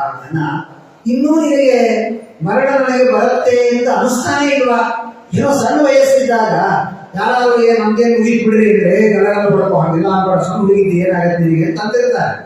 ಅದೇನು ಬಡ್ಕೊಂಡು ಮಾತ್ರ ಬಿಡೋದು ಇಲ್ಲ, ಆಗ ಮಾತ್ರ ಹೋಗೋದು ಇಲ್ಲ. ನಮ್ಮ ಆಯುಷ್ಯ ಇರೋವರೆಗೂ ಇರೋದೇ ಎಲ್ಲರೂ ಕೂಡ ಕನಿಷ್ಠ ಆ ವಯಸ್ಸಿನಲ್ಲಿ ಏನೋ ಅಪಶಕುನ ಅಂತ ಅನಿಸುವ ಪ್ರಸಂಗ ಇರುತ್ತೆ. ಆದರೆ ಇನ್ನೇನ್ ಬೇಕು, ಎಲ್ಲಾ ಭೋಗ ಮಾಡಿ ಆಯ್ತು, ದುಃಖ ಪಟ್ಟಾಯ್ತು, ಕಣ್ಣು ಮುಂದೆ 100 ಜನ ಮಕ್ಕಳನ್ನ ಕಳ್ಕೊಂಡಾಯ್ತು, ಇಷ್ಟಾದ ಮೇಲಾದ್ರೂ ಸಾಕಪ್ಪ ಈ ಸಂಸಾರ ಹೋಗ್ಬೇಕು ಅಂತ ಅನಿಸ್ಬೇಕಲ್ಲ ನಿನಗೆ. ಈಗಲೂ ಅನಿಸ್ತಾ ಇಲ್ವಲ್ಲ? ಪಿತೃಭ್ರಾತೃ ಸುಹೃತ್ ಪುತ್ರ ಹತಾಸ್ತೆ ವಿರತಂ ಭಯ ಆತ್ಮಾಚ ಜಲಯಾಗ್ರಸ್ತ ಪರಗೇಹ ಉಪಾಸಸೆ. ವಿದುರ ಬಹಳ ಸುಂದರವಾದ ಉಪದೇಶಗಳನ್ನು ಮಾಡ್ತಾರೆ. ವೈರಾಗ್ಯ ಅಂದ್ರೆ ಅದೇನ್ ವೈರಾಗ್ಯ? ನಮಗೆಲ್ಲ ವೈರಾಗ್ಯ ಅನ್ನೋದು ಒಂದು ಪುರಾಣದ ಶಬ್ದ ಅಷ್ಟೇ. ವೈರಾಗ್ಯ ಅಂದ್ರೆ ನಮಗೂ ವೈರಾಗ್ಯ ಬರುತ್ತೆ ಯಾವಾಗ ಅಂದ್ರೆ ಇನ್ ನಮ್ಮ ಕೈಯಲ್ಲಿ ಏನೂ ಇಲ್ಲ ಗೊತ್ತಾದ್ರೆ. ಪ್ರಹ್ಲಾದರಾಜರು ಹೇಳ್ತಾರೆ, ಕಲಾಕ್ಷಣ ಅನುರಕ್ತ ಚಿತ್ತ. ವೈರಾಗ್ಯ ಅಂದ್ರೆ ಏನು ನಮ್ಮ ಪ್ರಕಾರ? ವೈರಾಗ್ಯ ಅಂದ್ರೆ ಆಸ್ತಿ ಬರ್ಸ್ಕೊಂಡು ಮಗ ಹೊರಗೆ ಹಾಕಿ ಮೊಮ್ಮಗನೂ ಬೈದು ಎಲ್ಲ ಆದ್ಮೇಲೆ ಪುರಾಣಕ್ಕೆ ಕೊಡ್ಬೇಕು ಅಂತ ಅನಿಸ್ತದೆ ನೋಡ್ರಿ, ಅದು ವೈರಾಗ್ಯ ಅಂತ ನಾವು ತಿಳಿದಿದ್ದೇವೆ. ಆದ್ರೆ ವೈರಾಗ್ಯ ಅಭಾವ ವೈರಾಗ್ಯ ಅಂತ ಕರೀತಾರೆ. ವಿದುರ ಬಹಳ ಸುಂದರವಾಗಿ ಹೇಳ್ತಾನೆ, ಯಾವ ವ್ಯಕ್ತಿಗೆ ಒಂದು ವಯಸ್ಸಿನಲ್ಲಿ ವೈರಾಗ್ಯವನ್ನ ತಾನೇ ತಾಳ್ಬೇಕಂತ. ನನಗೊಂದು ವಯಸ್ಸಾಯಿತು, ಇಷ್ಟು ದಿನ ನಾನು ಕಷ್ಟಪಡ್ತಾ ಇದ್ದೆ, ಯಾರಿಗೋಸ್ಕರ? ಮಕ್ಕಳ ಭವಿಷ್ಯ ಚೆನ್ನಾಗಿರ್ಬೇಕು ಅನ್ನೋದಕ್ಕೋಸ್ಕರ. ಯಾವಾಗ ನನ್ನ ಅವಶ್ಯಕತೆ ಮಕ್ಕಳಿಗೆ ಇಲ್ಲ ಅಂತ ನನಗೆ ಗೊತ್ತಾಗಿದೆ, ಅವರು ತಮ್ಮ ಸ್ವಂತ ಕಾಲಿನ ಮೇಲೆ ನಿಂತುಕೊಳ್ಳುವ ಶಕ್ತಿಯನ್ನ ಪಡೆದಿದ್ದಾರೆ. ಹಾಗಾದ್ರೆ ಸ್ವಲ್ಪ ಪ್ರಥಮಸ್ಕಂದದ ಪ್ರಾರಂಭದಲ್ಲಿ ನಮ್ಮ ಸೂತರು ಉಪದೇಶವನ್ನ ಪ್ರಾರಂಭ ಮಾಡುವುದೇ ಅಲ್ಲಿಂದಲೇ ಪ್ರಾರಂಭ ಮಾಡ್ತಾರೆ. ಪ್ರವೃದಿತೋ ಧೀರ ಪುಣ್ಯತೀರ್ಥ ಜಲಾಭೃತಃ. ಸಾಧನೆಯ ಮೆಟ್ಟಿಲು ಎಲ್ಲಿಂದ ಶುರುವಾಗುತ್ತೆ ಅಂದ್ರೆ ಮನೆಯ ಒಳಗೆ ಬರೋದ್ರಿಂದ ಅಲ್ಲ, ಹೊರಗೆ ಹೋಗೋದ್ರಿಂದ ಶುರುವಾಗುತ್ತೆ. ಸ್ವಲ್ಪ ಸ್ವಲ್ಪ ಅಭ್ಯಾಸ ಮಾಡಿಕೊಳ್ಬೇಕಂತ. ಅದು ಯಾರು ಉಪದೇಶ ಮಾಡಿದ್ರೆ ನಮ್ಗೆ ಬರೋದಿಲ್ಲ. ಸ್ವಲ್ಪ ಸ್ವಲ್ಪ ನಾನು ಯಾವಾಗ ಹೇಳ್ತಿರ್ತೀನಿ, ಅದು ಹೇಗೆ ಅಭ್ಯಾಸ ಮಾಡ್ಕೊಳ್ಳೋದು ನೋಡಿರ್ಬೇಕಾದ್ರೆ ತುಂಬಾ ಕೆಲವರಿಗೆ ಅಟ್ಯಾಚ್ಮೆಂಟ್ ಇರುತ್ತೆ. ಏನ್ರಿ ಯಾರು ಪ್ರವಚನ ಏನಂತೀರಿ, ಪ್ರವಚನ ಅಂತೀರಿ, ನಾ 1.5 ತಾಸು ಮನೆ ಬಿಟ್ಟು ಹೋದ್ರೆ ಗತಿಯೇ ಹೆಂಡತಿ ಮಕ್ಕಳು ಅಡಿಗೆ ಆಗ್ಬೇಕು, ಸೊಸೆಂದ್ರು ನಾನೇ ಸ್ಕೂಲಿಗೆ ಕಳಿಸ್ಬೇಕು, ಅವ್ರಿಗೆಲ್ಲ ಸೂಟ್ ಹಾಕ್ಬೇಕು, ಬೂಟ್ ಹಾಕ್ಬೇಕು, ಎಲ್ಲ ಆಗ್ಬೇಕು. ಇಷ್ಟೆಲ್ಲ ಪುರಾಣಕ್ಕೆ ಬಂದ್ರೆ ಗತಿ ಏನಾಗ್ಬೇಕು ನಮ್ಮ ಮನೆಯದು ಅಂತ ಅನ್ಕೊಂಡಿರ್ತಾರೆ. ಆದ್ರೆ ಯಾವುದೋ ಒಂದು ಪ್ರಸಂಗದಲ್ಲಿ ಅಕಸ್ಮಾತ್ ಒಂದು ವಾರ ಮನೆ ಬಿಡುವ ಪ್ರಸಂಗ ಬರುತ್ತೆ. ಪ್ರಸಂಗ ಬಂದಾಗ ಒಂದು ವಾರ ಮನೆಗೆ ಹೋಗಿ ಒಳಗೆ ಬಂದ ಅಂದ್ರೆ ಮನೆ ಯಾಕೆ ಯೂಜುವಲ್ ಆಗಿ ನಡೀತಾ ಇದೆ ಅಂದ್ರೆ, ಓ ಹಾಗಾದ್ರೆ ನಾನು ಹಿಂದೇನೂ ನಡೆಯುತ್ತೆ ಅಂದ್ಮೇಲೆ ನಾನು ಇಷ್ಟು ದಿವಸ ತಿಳಿದಿದ್ದು ತಪ್ಪು. ನನ್ನಿಂದಲೇ ಮನೆ ನಡೆಯುತ್ತೆ ಅಂತ ಹೇಳಿದ್ದೆ, ಹಾಗಾದ್ರೆ ನನ್ನಿಂದಲೇ ನಡೆಯುತ್ತೆ ಅನ್ನೋದು ಸತ್ಯವಾಗಿದ್ರೆ ನಾನು ಹೋಗಿ ಬರೋದ್ರಲ್ಲಿ ಏನಾದರೂ ವ್ಯತ್ಯಾಸ ಆಗಿರ್ಬೇಕಲ್ಲ. ಇಲ್ಲಿ ಇನ್ನೂ 20,000 ಪೆನ್ಷನ್, ಮಕ್ಕಳಿಗೆ ಸೊಸೈಟಿಗೆ 80,000 ಲಕ್ಷ ಇರುತ್ತೆ, ಅವ್ರು ಇನ್ನೂ ಆರಾಮಾಗಿರ್ತಾರೆ, ಹೋದ್ರೇನೆ ಆರಾಗಿರ್ತಾರೆ. ಅಂದ್ಮೇಲೆ ಅದನ್ನ ಜೀವನದಲ್ಲಿ ನಿಧಾನವಾಗಿ ಅಳವಡಿಸಿಕೊಳ್ಳುವಂತಹ ಪ್ರಯತ್ನವನ್ನು ಮಾಡಬೇಕು. ಅಹೋ ಮಹೀಯಸಿ ಜಂತೋ ಜೀವಿತಾಶಾಯ ಭವಾನ್ ಭೀಮಾಪವರ್ಜಿತ ಪಿಂಡಂ ಆಧರ್ಸೆ ಅಪಾಲವತ. ಮಹಾಭಾರತದಲ್ಲಿ ಬಹಳ ಸುಂದರವಾಗಿ ಬರುತ್ತೆ. ಧರ್ಮರಾಜನಿಗೆ ಒಂಥರ ಸೆಂಟಿಮೆಂಟಲ್ ಫೂಲ್ ಅವರು. ಧರ್ಮರಾಜ ಅಂದ್ರೆ ಭಾರಿ ತಮ್ಮವರು ಒಂದು ಬಿಟ್ರೆ ಏನ್ ಮಾಡಿದ್ರು ಪ್ರೀತಿ ಅವ್ರನ್ನೇ. ಈ ಮನೆ ಒಳಗೆ ಇರ್ತಾವ ನೋಡಿ, ಒಂದ್ ಸ್ವಲ್ಪ ದಿವಸ ಯಾರೋ ಬೇರೆಯವ್ರನ್ನ ಪ್ರೀತಿ ಮಾಡಿ ಮದುವೆ ಮಾಡ್ಕೊಂಡ್ರು ಏನ್ರಿ ಹೀಗೆ ಮಾಡಿಬಿಟ್ರು ಅಂತ. ಒಂದ್ 2-3 ವರ್ಷ ಆದ್ಮೇಲೆ ಅವರೇ ಕರ್ಕೊಂಡ್ ಬಂದಿರ್ತಾರೆ. ನಮ್ ಸೊಸಿ ಪರ್ಫೆಕ್ಟ್ ಕಚ್ಚೆ ಹಾಕೊಂಡು ಗುರುಮಂತ್ರ ಮಾಡ್ಕೊಂಡು ಎಲ್ಲರೂ ಒಳ್ಳೆ ಪೂಜೆ ಮಾಡ್ತಾರೆ, ಭಾರಿ ಒಳ್ಳೆಯವರು ಅಂದ್ರೆ ಅದು ಅಡ್ಜಸ್ಟ್ ಆಗಿಬಿಟ್ಟಿರ್ತಾರ, ಪ್ರೀತಿ ಹಾಗೆ ಮಾಡಿಬಿಡುತ್ತೆ. ಹಾಗೆ ಧರ್ಮರಾಜನಿಗೆ ಏನು ಮಾಡಿದ್ರು ಅವನ ಚಿಕ್ಕಪ್ಪ ಅನ್ನುವ ಪ್ರೀತಿ ತುಂಬಾ ಪ್ರೀತಿ. ಧೃತರಾಷ್ಟ್ರನ ಮೇಲೆ ಎಷ್ಟು ಪ್ರೀತಿ ಇರುತ್ತೆ ಅಂದ್ರೆ, ಆ 3 ಜನ ಮಕ್ಕಳು ಸತ್ತು ಹೋಗಿ ಎಲ್ಲ ಇವರು ರಾಜ್ಯಭಾರ ಮಾಡ್ಲಿಕ್ಕೆ ಮೇಲೆ ಧೃತರಾಷ್ಟ್ರರನ್ನ ಚೆನ್ನಾಗಿ ನೋಡ್ಕೊಳ್ಬೇಕಲ್ಲ, ಅದಕ್ಕೆ ತಮ್ಮಂದಿರನ್ನೇ ನೇಮಿಸಿರ್ತಾರೆ. ಬೇರೆ ಕೆಲಸದವರಲ್ಲ, ಒಬ್ಬೊಬ್ಬರೊಂದೊಂದು ಕೆಲಸ ಮಾಡ್ಬೇಕು. ಅರ್ಜುನ ಒಂದು, ನಕುಲ ಸಹದೇವರೊಂದು, ಎಲ್ಲ ಹಂಚ್ತಾನೆ. ದೀಕ್ಷಿತರು ನಾನೇ ಚಾಯ್ಸ್ ಮಾಡ್ಕೊಳ್ತೀನಿ ಅಂತ. ಏನು 4 ದಿನ ಊಟ ತಗೊಂಡು ಹೋಗ್ಬಿಡೋ ಕೆಲಸ ನಂದು ಚಾಯ್ಸ್ ಮಾಡ್ಕೊಳ್ತಾರೆ. ಯಾಕೆಂದ್ರೆ ಒಂದ್ ಸ್ವಲ್ಪ ಬೈದು ಅವನಿಗೆ ವೈರಾಗ್ಯ ಬರೆಸೋಣ ಅಂತ ಹೇಳಿ ಆ ಜವಾಬ್ದಾರಿ ನಾನೇ. ಏನು ದಿನ ಊಟ ತಗೊಂಡು ಹೋಗೋದು, ಊಟ ತೆಗೆದುಕೊಂಡು ಹೋಗ್ತಾ ಮಹಾಭಾರತ ಬಹಳ ಸುಂದರವಾಗಿ ಹೇಳುತ್ತೆ. ತೆಗೆದುಕೊಂಡು ಹೋಗುವಾಗ ಅವನೊಂದು ಕಡೆ ಕೂತಿರ್ತಾನಲ್ಲ, ಇನ್ನು ಅವನ ಕಿವಿಗೆ ಶಬ್ದಗಳು ಕೇಳುತ್ತೆ ಅಂತ ಗೊತ್ತಾದ ಕೂಡಲೇ ಆ ಕಡೆ ಈ ಕಡೆ ನಕುಲ ಸಹದೇವರನ್ನ ಇಟ್ಟುಕೊಂಡು ನಡೀತಾ ಹೋಗೋದಂತೆ. ಬಾಬಾ ಊಟ ಕೊಟ್ಕೊಳ್ಳೋಣ, ಒಳಗೊಬ್ಬ ಕೂತಿದ್ದಾನೆ. ಯಾವನು? ಯಾವ ಬಾಹುಬಲದಿಂದ ನಾನು 100 ಜನರನ್ನ ಕೊಂದಲ್ಲ, ಕಂಸ ದುರ್ಯೋಧನಾದಿಗಳು ಅಪ್ಪ ಒಳ ಕೂತಿದ್ದಾನೆ, ನಾನೇ ಕೊಂಡಿದ್ದು ಹೀಗೆ ಬರ್ಕೊಂಡು ಭೀಮಸೇನರು ತೋರಿಸೋದು. ಏನು ಮಾಡಿದರೂ ಇವನಿಗೆ ವೈರಾಗ್ಯವೇ ಬರಲಿಲ್ಲ. ಇದು ಮಾತನ್ನ ಹೇಳ್ತಾನೆ, ಭೀಮಾಪವರ್ಜಿತಂ ಪಿಂಡಂ ಮಾಧರ್ಸೆ ಗ್ರಹ ಪಾಲವತ. ಪ್ರತಿ ದಿವಸ ತಂದು ಊಟಕ್ಕೆ ಹಾಕೋದಲ್ಲ, ಒಡೆದು ಹೋಗ್ತಿರ್ತಾರೆ ಭೀಮಸೇನರು. ಈಗಲಾದರೂ ಇವನಿಗೆ ಸಾಕು ಅನಿಸಲಿ. ಆದರೆ ಅದನ್ನೂ ತೆಗೆದುಕೊಂಡು ಇವನು ಆರಾಮಾಗಿ ತಿಂತಿರ್ತಾನೆ. ವಿದುರ ಅಂತಾನೆ, ಆರತ್ಸೆ ಗೃಹಪಾಲವತ. ಮನೆಯ ಮುಂದಿರುವ ನಾಯಿಗೆ ಒಂದಿಷ್ಟು ಆಹಾರ ಹಾಕಿದರೆ ತುಂಬಾ ಹಸದಿರ್ತದೆ, ಒಗದ್ರೆ ಇಟ್ರೆ ತಿಂದ್ರೆ ಹೊಟ್ಟೆ ತುಂಬಿದ್ರೆ ಸಾಕು ಅಂತ ತಿಂತಾಗಿರುತ್ತೆ. ಹಾಗೆ ನೀನು ಅವರು ಹಾಕಿದಂತಹ ಆಹಾರವನ್ನು ತಿಂತಾ ಇದ್ದಿ. ಹೋಗ್ಲಿ, ಏನೋ ಮಾಡ್ತಾ ಇದ್ದಾರೆ ಪಾಪ, ಮಾಡಿಸ್ಕೊಳ್ಳೋಣ ಅಂತಂದ್ರೆ ಒಂದು ಬಾರಿ ವಿಚಾರ ಮಾಡ. ಇಷ್ಟೆಲ್ಲ ನಿನಗವರು ಮಾಡ್ತಾ ಇದ್ದಾರೆ, ಹಿಂದೆ ನೀ ಮಾಡಿದ್ದೇನು ಅವರಿಗೆ ಅನ್ನೋದು ಒಂದು ಬಾರಿ ವಿಚಾರ ಮಾಡಿ ನೋಡು. ಅಗ್ನಿರುಳಿ ಸೃಷ್ಟ ದತ್ತಶ್ಚ ಗರಃ ದಾರಾಶ್ಚ ದೂಷಿತಾಃ ಹೃತಂ ಕ್ಷೇತ್ರಂ ಧರ್ಮೇಶಾಂ ತದನ್ನೈರ ಸುಭಿಜ್ಞಿಯತ. ಯಾವ ಅನ್ನದಿಂದ ಬದುಕಿದ್ದೀನಿ ಸ್ವಲ್ಪ ಕಲ್ಪನೆ ಇದೆಯಾ ನಿಮಗೆ? ಯಾರನ್ನ ಹಿಂದೆ ವಿಷಮಿಸಿಕೊಳ್ಳಬೇಕು ಅಂತ ಪ್ರಯತ್ನ ಪಟ್ರಿ, ಅಗ್ನಿಯಲ್ಲಿ ಹಾಕಿಕೊಳ್ಳಬೇಕು ಅಂತ ಪ್ರಯತ್ನ ಪಟ್ರಿ, ಅವರ ಮನೆಯ ಹೆಣ್ಣನ್ನ ವಸ್ತ್ರಾಪಹರಣ ಮಾಡಿ ಅಪಹಾರ ಮಾಡಬೇಕು ಅಂತ ಪ್ರಯತ್ನ ಪಟ್ರಿ, ಅವರೇ ಗಳಿಸಿದ ಭೂಮಿಯನ್ನ ಅಪಹಾರ ಮಾಡಿ 14 ವರ್ಷ ನೀವು ಚೆನ್ನಾಗಿ ಇದ್ರಿ. ಹಾಗಾದ್ರೆ ಇವತ್ತು ಅವರೇ ಹಾಕಿದ ಅನ್ನವನ್ನ ಯಾವುದೋ ಆಚಾರದ ಮನೆಗೆ ಊಟಕ್ಕೆ ಹೋದಾಗ ಆರಾಮ್ ಊಟ ಮಾಡ್ತೀವಿ. ಇಷ್ಟು ಅಪಮಾನ ಅವರಿಗೆ ಮಾಡಿದ್ವಿ, ಸಾಕು ಅನಿಸ್ಬಾರ್ದ ನನಗೆ? ಆದ್ದರಿಂದ ಪರೈತ್ಯನಿಚ್ಛತೋ ಜೀರ್ಣ ಜರಯ ವಾಸಸಿ. ಈ ದೇಹ ಶಾಶ್ವತ ಅಲ್ಲಪ್ಪ, ಇದೆಲ್ಲ ಒಂದು ಬಟ್ಟೆ ಇದ್ದ ಹಾಗೆ ಅಷ್ಟೇ. ಹಳೆಯ ಬಟ್ಟೆಯನ್ನ ದೀಪಾವಳಿಯಲ್ಲಿ ತೆಗೆದು ಹೊಸ ಬಟ್ಟೆಯನ್ನ ಹಬ್ಬದಲ್ಲಿ ಉಟ್ಟುಕೊಳ್ಳುತ್ತೇವೆ. ದೀಪಾವಳಿಯಲ್ಲಿ ಇವತ್ತು ಯಾರು ಹಳೆ ಬಟ್ಟೆ ಉಟ್ಕೊಳ್ಳೋದೇ ಇಲ್ಲ, ಎಲ್ಲಾನು ಒಗೆಯೋದು, ಹೊಸ ಬಟ್ಟೆ ತಗೊಳ್ಳೋದು ಅಷ್ಟೇ. 1 ವರ್ಷ ಹಳೆ ಕಾಲದಿಂದ ಅದನ್ನು ಹೊಲದು ಏನೇನೋ ಮಾಡಿ ಇಟ್ಟುಕೊಂಡು ಉಟ್ಕೊಳ್ತಾ ಇದ್ದಾರೆ. ಈಗ ಯಾವುದೂ ಇಲ್ಲ. ಅಂತೂ ಈ ದೇಹ ಆ ರೀತಿ ಈ ದೇಹ. ಆದ್ದರಿಂದ ಇದನ್ನು ಬಿಡು, ವಿರಕ್ತನ ಯಸ್ವತಃ ಪರತೋ ವೇದ ಜಾತವಿರ್ತೇವ ಆತ್ಮ ಹೃದಿಕೃತ್ವ ಹರಿಂಗೇಹ ಪ್ರಭುರಜೇತ್ಸ ನರೋತ್ತಮ. ಯಾರು ಉತ್ತಮವಾದ ಮನುಷ್ಯ ಗೊತ್ತಾ? ಯಾರು ಈ ಜೆಂಟಲ್ ಮ್ಯಾನ್ ಅಂದ್ರೆ ಯಾರು? ಅವನ ಪ್ರಕಾರ ಬೆಳಗ್ಗೆ ಆಫೀಸಿಗೆ ಹೋಗ್ತಾನೆ, ರಾತ್ರಿ ಮನೆಗೆ ಬರ್ತಾನೆ ಕರೆಕ್ಟ್ ಆಗಿ. ಆಚೆ ಈಚೆ ಎಲ್ಲಿ ಹೋಗೋದು, ಅವರೇ ಉತ್ತಮನಾದ ಮನುಷ್ಯನ. ಇದರ ಅಂತಾನೆ ಅಲ್ಲ, ಹೃದಯಕೃತ್ವ ಹರಿಗೇಹ ಪ್ರೌಢಜೇತ್ಸನ ಉತ್ತಮ. ಹೃದಯದಲ್ಲಿ ಮನಸ್ಸನ್ನು ಇಟ್ಟುಕೋ, ದೇವರನ್ನ ಇಟ್ಟುಕೋ, ದೇವರು ನನ್ನನ್ನು ರಕ್ಷಣೆ ಮಾಡುತ್ತಾನೆ ಅಂತ ವಿಶ್ವಾಸ ಇಡು. ಮನೆಯನ್ನ ಬಿಡು, ಯಾತ್ರೆಯನ್ನ ಮಾಡು, ದೇಹವನ್ನು ಬಿಡು ಸಾಕು. 8 ದಿವಸ ಅಂತೆ ಇದರ ರಕ್ಷಣೆಗಾಗಿ ಇವರೆಲ್ಲರೂ ಮಡಚಿ ಹಿಡಿದಿ ಬಿಡು ಅಂತ ಹೇಳಿದಾಗ ಆಗಲಿ ಅಂತ ಅವನಿಗೆ ಅದು ವಿಚಿತ್ರ ದೇವರ ಪ್ರೇರಣೆ. ಕೆಲವರ ಮಾತಿನಿಂದಲೇ ಪರಿವರ್ತನೆ ಆಗಬೇಕು ಅಂತ ದೇವರ ಸಂಕಲ್ಪ ಇರುತ್ತೆ. ಭೀಮಸೇನ ದೇವರಂತಹ ಜೀವೋತ್ತಮರ ಮಾತಿನಿಂದಲೇ ಪರಿವರ್ತನೆ ಆಗದೇ ಇರುವಂತಹ ಧೃತರಾಷ್ಟ್ರನಿಗೆ ವಿದುರನ ಮಾತಿನಿಂದಲೇ ಆಗಬೇಕು ದೇವರ ಸಂಕಲ್ಪ ಇತ್ತು. ಅವನ ಮನಸ್ಸಿನ ಪರಿವರ್ತನೆಯಾಗಿದೆ. ಎಲ್ಲವನ್ನ ಬಿಟ್ಟಿದ್ದಾನೆ. ಧೃತರಾಷ್ಟ್ರ, ಗಾಂಧಾರಿ, ಸಂಜಯ, ವಿದುರ 4 ಜನರು ಕೂಡ ತೀರ್ಥಯಾತ್ರೆಗೆ ಅಂತ ಹೇಳಿ ಪೂರ್ವ ದಿಕ್ಕಿಗೆ ಅಲ್ಲಿಂದ ಹೊರಟಿದ್ದಾರೆ. ಹೊರಟ್ರೆ ಮಹಾಭಾರತ ಹೇಳುತ್ತೆ, ಧರ್ಮರಾಜನಿಗೆ ಎಷ್ಟು ಪ್ರೀತಿ ಅಂದ್ರೆ ಬಿಡ್ಲಿಕ್ಕೆ ಸಾಧ್ಯ ಇಲ್ಲ. ನೀನ್ ಬಿಡೋದೇ ಇಲ್ಲ, ನೀನ್ ಹೋಗ್ಲೇಬಾರದು ಹುಡುಕಿಕೊಂಡು. ಇದು ಅಂತ ತೆಗೋ ಮಾಡಿ ಅವನನ್ನು ಕನ್ವಿನ್ಸ್ ಮಾಡಿದೆಲ್ಲ, ನೀ ಹಿಡಿದ ಮಾತುಗಳು ಹೋಗ್ಬಿಡ್ತಾನ ಅವನು. ಆದರೆ ಧೃತರಾಷ್ಟ್ರ ಬೇಕಾದಾಗಿ ನಾನು ಬಿಡೋದಿಲ್ಲ, ಹೋಗ್ಲೇಬೇಕು ಅಂತ. ಹಾಗಾದ್ರೆ ಧರ್ಮರಾಜ ಹೇಳ್ತಾನೆ, ಒಂದು ಆಪ್ಷನ್, ನೀನು ಇಲ್ಲಿರೋದಿಲ್ಲ ಅಂದ್ಮೇಲೆ ನಾನು ನಿನ್ ಜೊತೆಗೆ ಅರಣ್ಯಕ್ಕೆ ಬಂದ್ಬಿಡ್ತೀನಿ ಅಂತ. ಮತ್ತೊಂದು ಪ್ರಾಬ್ಲಮ್.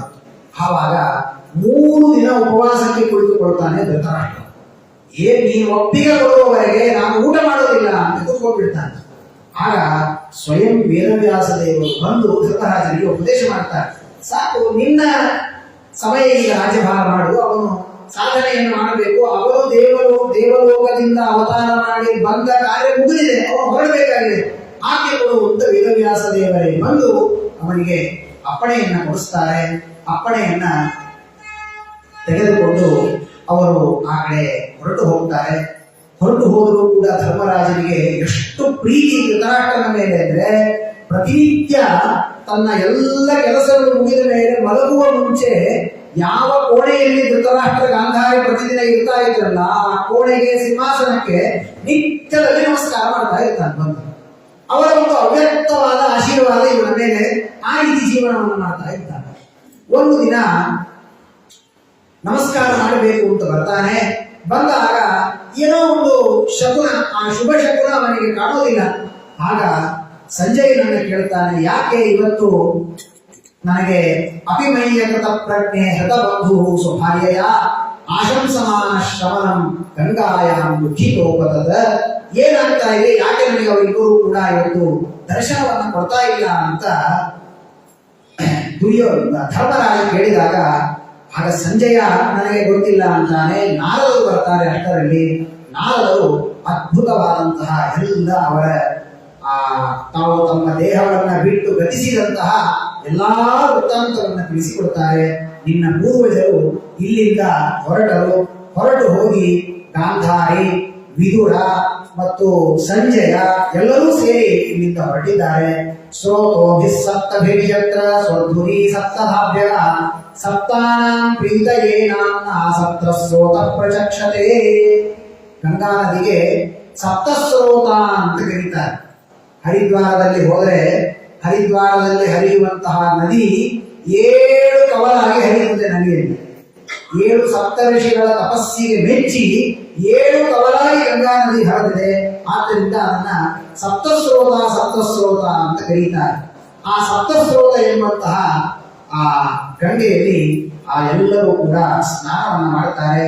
ಸ್ನಾನವನ್ನ ಮಾಡಿ ಅವರೆಲ್ಲರೂ ಕೂಡ ಚಿತಾಸನೋಚಿತ ಶ್ವಾಸ ಪ್ರತ್ಯಾಹತ ಷಡೀಂದ್ರಿಯ ಹರಿಭಾವನಯಾಧ್ವಸ್ತ ರಜಸ್ಸತ್ವತಮೋ ನಮಃ.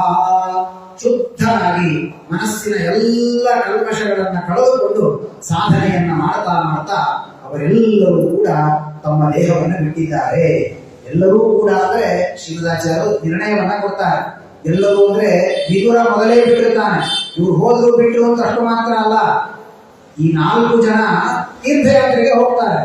ಸ್ವಲ್ಪ ದಿವಸ ಅಲ್ಲಿಯೇ ತೀರ್ಥಯಾತ್ರೆ ಮಾಡುವಾಗ ಧರ್ಮರಾಜನಿಗೆ ಇವರು ದರ್ಶನ ಮಾಡಬೇಕು ಅಂತ ಅನಿಸ್ತದೆ. ಮತ್ತೆ ಗಾಡಿ ಹುಡ್ಕೊಂಡು ಹೋಗ್ತಾನೆ ಪಾಂಡವರ ಧೃತರಾಷ್ಟ್ರ ಗಾಂಧಾರಿಯನ್ನ. ಹೋದಾಗ ಅಲ್ಲಿ ಅವರ ಜೊತೆಗೆ ಮಾತನಾಡಿ ಪರಸ್ಪರವಾಗಿ ಸಂಭಾಷಣೆ ಮಾಡುವಾಗ ವಿದುರ ಯಮಧರ್ಮರಾಜನ ಅವತಾರ.